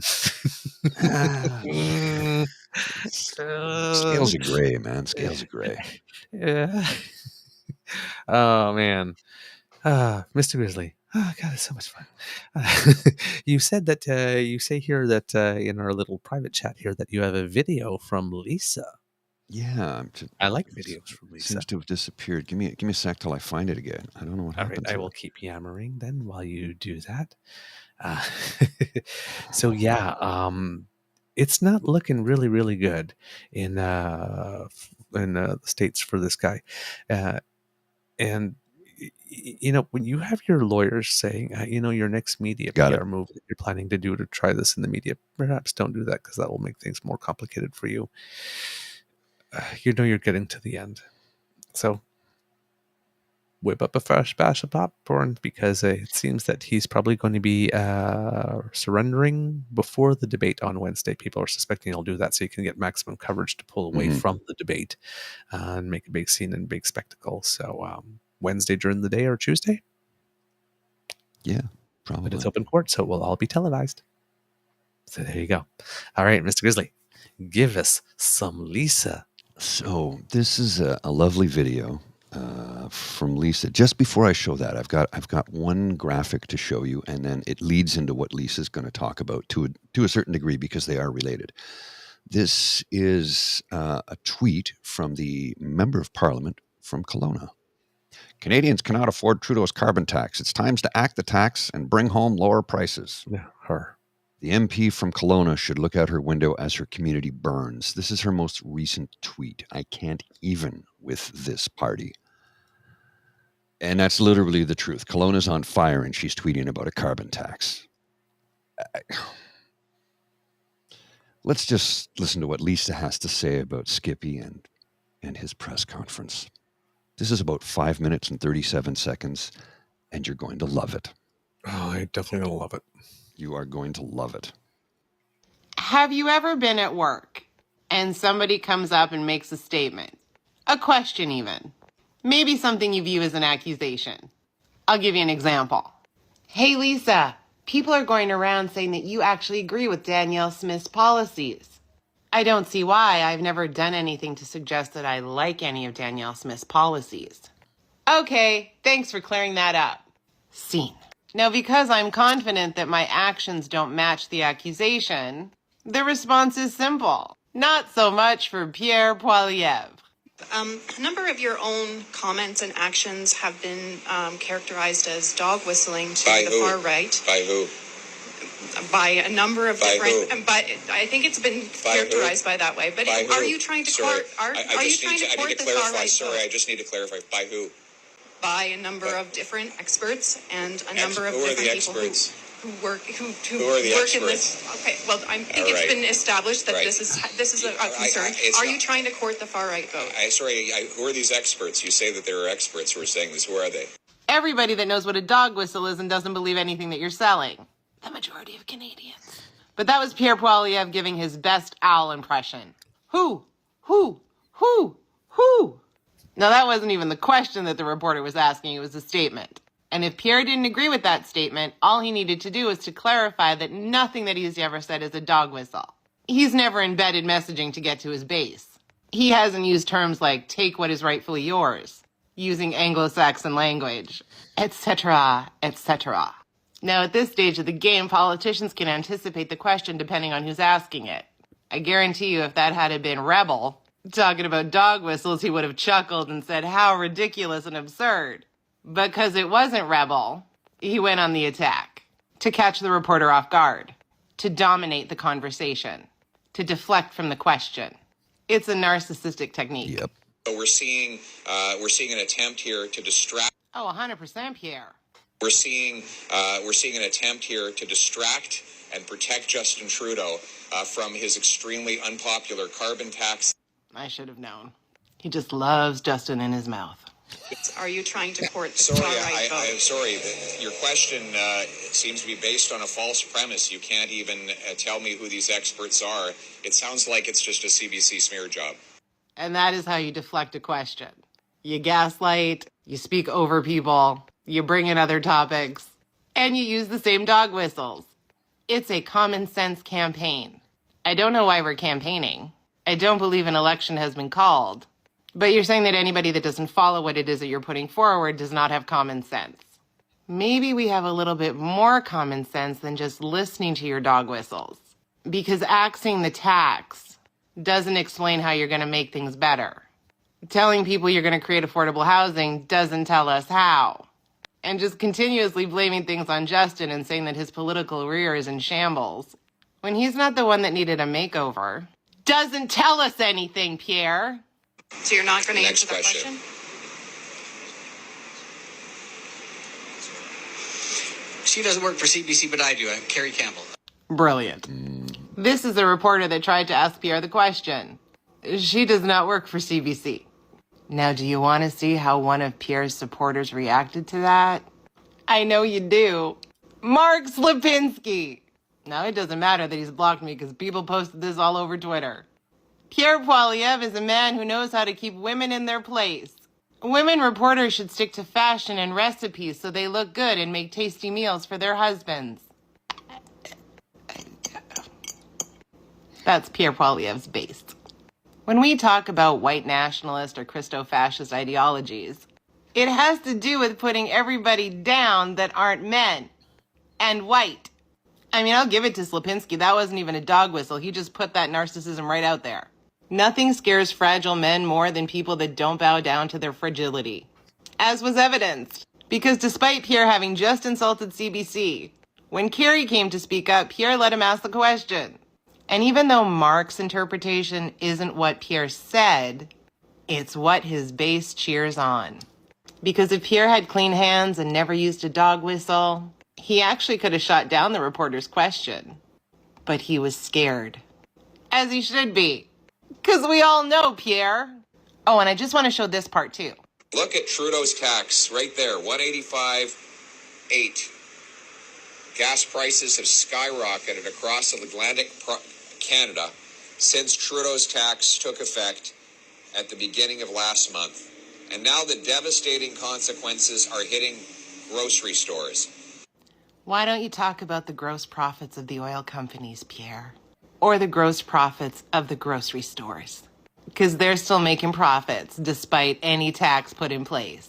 Or talk about the bullshit cents off a liter that Danielle Smith put in place when it only just allowed the gas companies to increase the price by that centage. Dog whistles! Pierre Poilievre wants to be our prime minister. Who? Once again, Lisa with the Grand Slam home run.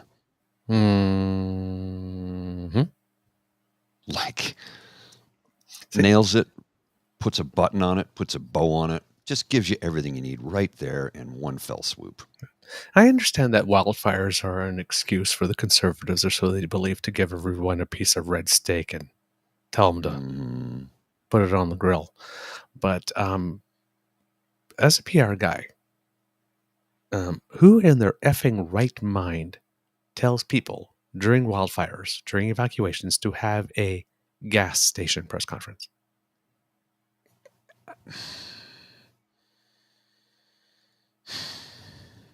Like, in what country is that?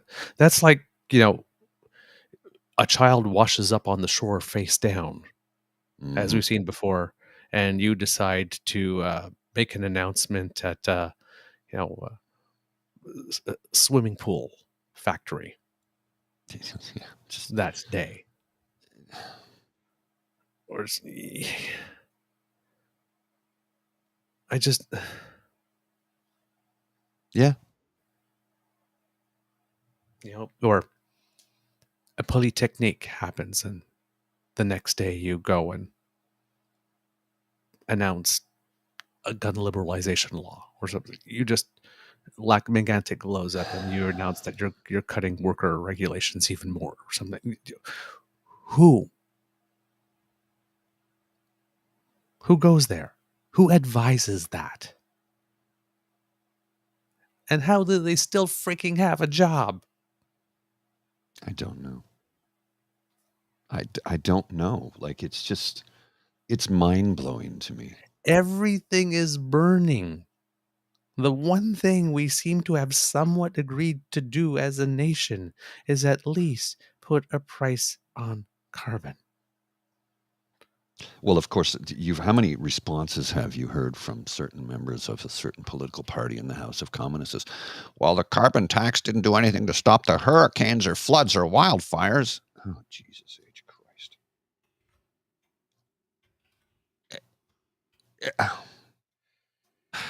I realize it's a buzzword talking point to rile up their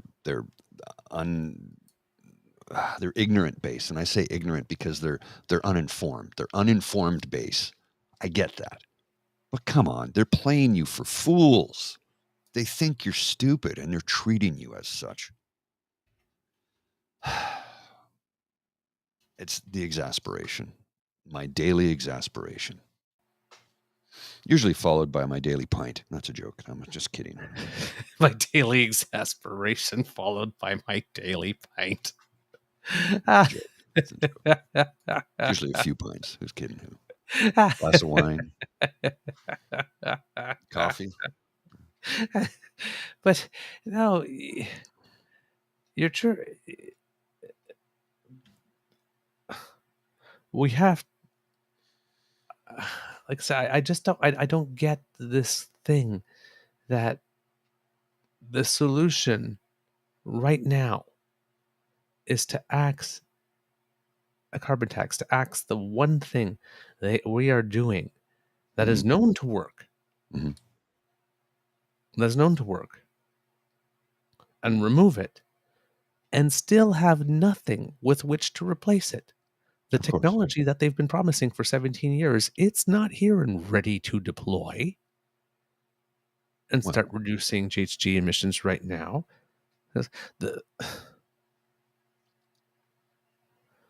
They lose their minds when we put a fuel efficiency standard on.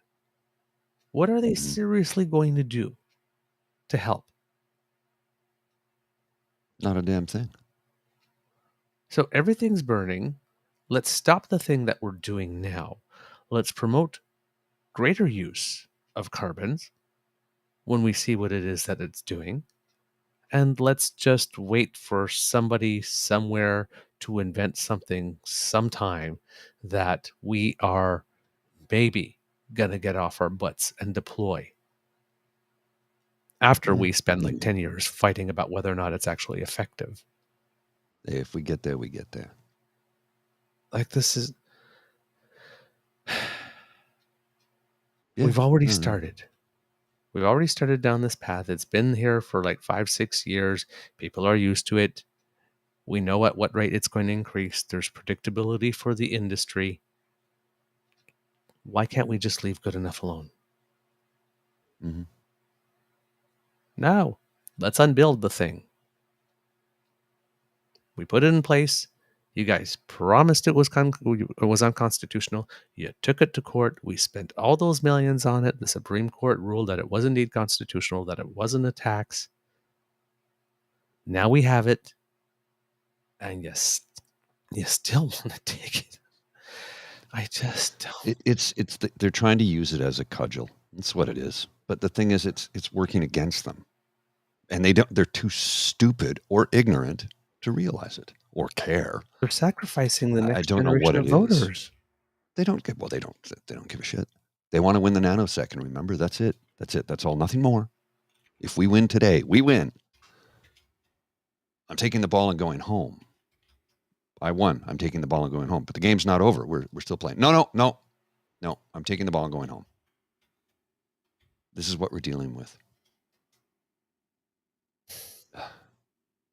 Oh, God. Well, and case in point, let's remember, what was it around this time last year when they were having their conservative leadership debate? Yeah. The Canadian Conservative Party votes not to recognize climate crisis as real. Delegates vote 54-46 against policy change request. Leader O'Toole has sought ambitious climate change agenda. Well, the Christo-fascist right-wing reformers didn't like that, so they ousted him.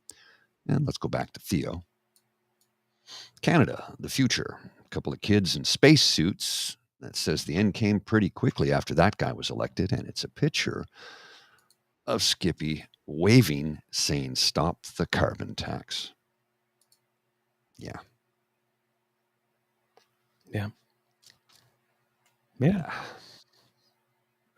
And again, you do not have a serious campaign unless you have a serious climate policy. I don't. Anyway. Yeah. Mr. Grizzly, do we have a show? I believe we do, sir. All There was right. one other thing I wanted to show you, but I can't remember where I placed it. It's just, All right. there's, Well, I'll you start know, we, doing we try to cover as much as we can, but there's so much, right? I'll start doing the extra, and if you find it, we can cut Yeah, through okay. it. Kits, that's the end of this episode of the Daily Beaver podcast. We hope that you love listening to us because we love making this for you. Remember that sharing is caring and word of mouth is priceless, so let your peeps and poops know about us. Because democracy is something that you do, please, please, please, please write your MPPs or MPs, your senators, especially your media. Tell them to stay on the Doug Ford thing. Tell them that you are not impressed and you want them to dig, do their jobs. If you really like this podcast, you can find us on the Crier Media Network as well as all Beaver Grizzly friendly platforms. Stars and reviews are appreciated. And Mr. Grizzly shared some data with me yesterday saying that the month of August is being particularly good for us because as of yesterday, the 17th, we had already surpassed what our monthly average is for downloads with 14 days left to go in the month. So I don't know what's going on this month in particular that so many of you are tuning in, but thank you. Thank you so much. We love to hear from you, so please let us know what you think. Reach us on our Facebook page at True North Eager Beaver, our Twitter feed at True Eager, or by email at True North Eager Beaver, all in one word, at gmail.com. And you could subscribe to us via our Ray Girl pod page. We're pod page sponsored by Ray I Girl. see what you did there. Hey, I see annual what you did subscription. there. So, because, You're hey, right. you're running a small little business or something like that. You want to sponsor one of our segments or something like this, we'll hook you up. Hey, got to work that corner. So yeah, you can subscribe via our pod page, podpage.com/the True North Eager Beaver, lowercase letters. There you go. With a hyphen between each one of those words. Kit Elaine says, I might have some more wheat feed recipes in my inbox. Well, I need to go check that out. Thank you very much. Why not also subscribe to our True North Eager Beaver Media Incorporated YouTube channel, speaking of Kit Elaine? That helps us out big time. Smash those buttons, the like, the subscribe, and the share. Get the word out. We can't do this without your kind and generous support. So if you feel that we've done a particularly good show, if you're watching, you can scan the QR code that is magically going to appear right by Mr. Grizzly's head, right about In a minute. I'm working on something. 2, 3, and there. Not yet. I can't yet. Nope. It's not I there yet, tried. no. I did Sorry. my best. I was working on Oh. adding. You see if you read True North Eager Beaver, read what it says. Sponsored by the Ray Girl. Lovely. It's true. Yeah. It's true. It Because is she true. did. Yeah. It is true. Yes, that's our pod page. There you go. The lovely idea. I guess I needed to be holding the crown at the time while I was trying to make magic happen. Oh, wow. Now I know. But if you scan that QR code, that will bring you to our coffee site. And if you are not watching but listening, please use your voice command or those lovely digits on those beautiful hands of yours to go to coffee, ko-fi.com/eagerbeaver, lowercase letters, all in one word. And that's where you can make your donation to our emergency hydration fund, where our friends Caesar and Guinness and Hot Chocolat and Cafe are waiting for us to help us write, produce, market, and deliver this show to you. And the reason for which I got this big smile on my face is because I just saw a comment from Kit Jen going, which corner? Asking for a friend. That's a good one. I like it. I'm working Portage in Maine, and I'm wearing one of those Marilyn Monroe white dresses. Where's Portage, dude? If you're in Winnipeg, it's Portage. I know, Portage. It's my French. I know. You say Portage. You say Portage in Winnipeg. Somebody's gonna. Yes, Portage. What the hell you sorry. say? Yeah, Portage like porridge. I know, Portage in Maine. Forgive me, I'm a Franco-Ontarian. That's a. Think nothing of it. I just don't want to see you get hit. That's all. It's gonna keep happening, kids. It's gonna. I see the A and I just go Portage. Like corsage, Yep, and frottage and collage and all of it. Frottage, all the age words. What? You snuck a casual Friday reference in there, kind of like the pirate. I'm terrible. I'm terrible. Okay, so yes, clearly we're being we're being shameless. So please send us money. That's what we're really saying here. Send us money. I got to pay for this stuff. From the Beaver Lodge, this is your eager beaver saying, until next time, dear kids, it could be a tough world out there. So be kind to and gentle with yourself. Yes, I know speaking French on the prairies is not a good idea. It can usually backfire. Mr. Grizzly, do you have some words of wisdom for us before we go? Yeah, I do. Write to your MPP if you are a resident here in Ontario and let them know that Doug Ford's criminal, corrupt organization is not acceptable. We are not going to stand for this. We need to organize everybody in this province to get involved. It's important. I realize the vote is a couple of years off, 3, but we got to figure out a way to take this man down now, because lost the confidence. My God, the only people that have confidence in him are the ones who are profiting, while the rest of us get screwed. So yes, write your MPP. Write a letter, an actual letter. The email does nothing. Tweets do nothing. Facebook posts do nothing. They're a waste of time and energy on your part if you want to get the attention of your member of provincial parliament. You need to write them a letter. And again, all you got to do is send it to Queen's Park. You don't even have to put a stamp on it. They will deliver it. Mm-hmm. That's my advice for today. You've prompted one of my little songs. Oh, which one is that? You know Mabel? Let them know? Because you said let them know. I don't know that song. Says, oh, yeah. Let them know, baby, let them know, because we will run our mouths and we'll put on a show for you. Let them know, come on, let us flip your switch. No, they can't keep you down. Show them that you are that bitch. Be that bitch. Write that letter. Oh, yeah. Write that letter. Male, female, whatever gender you identify. Be that bitch. Be that. Write that letter. All right, Mr. Grizzly. Roll them credits.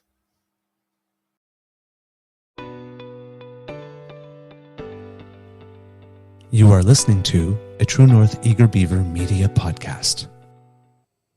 The True North Eager Beaver podcasts are proudly brought to you by our founding sponsors, the Miss V Mysteries from Corvid Moon Publishing, your source for science fiction, fantasy, and cozy mysteries featuring a broad diversity of characters. CanadianTarot.com, your uniquely Canadian online eclectic tarot community and forum, and The Peppermaster, hot pepper sauces made from fresh farm ingredients to thrill your taste buds and expand your mind.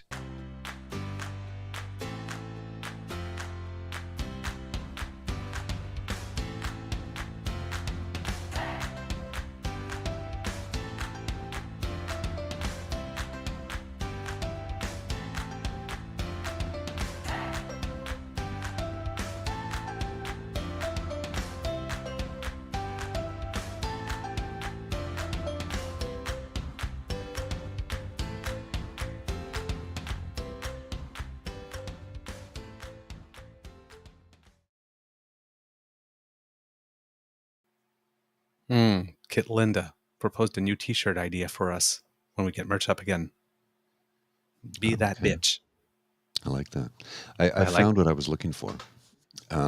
So this is the contrast between what is happening in reality and the reality distortion field that surrounds the Conservative Party of Canada. Oh, there we go. There's Kelowna on the left. There's the Northwest Territories in the middle.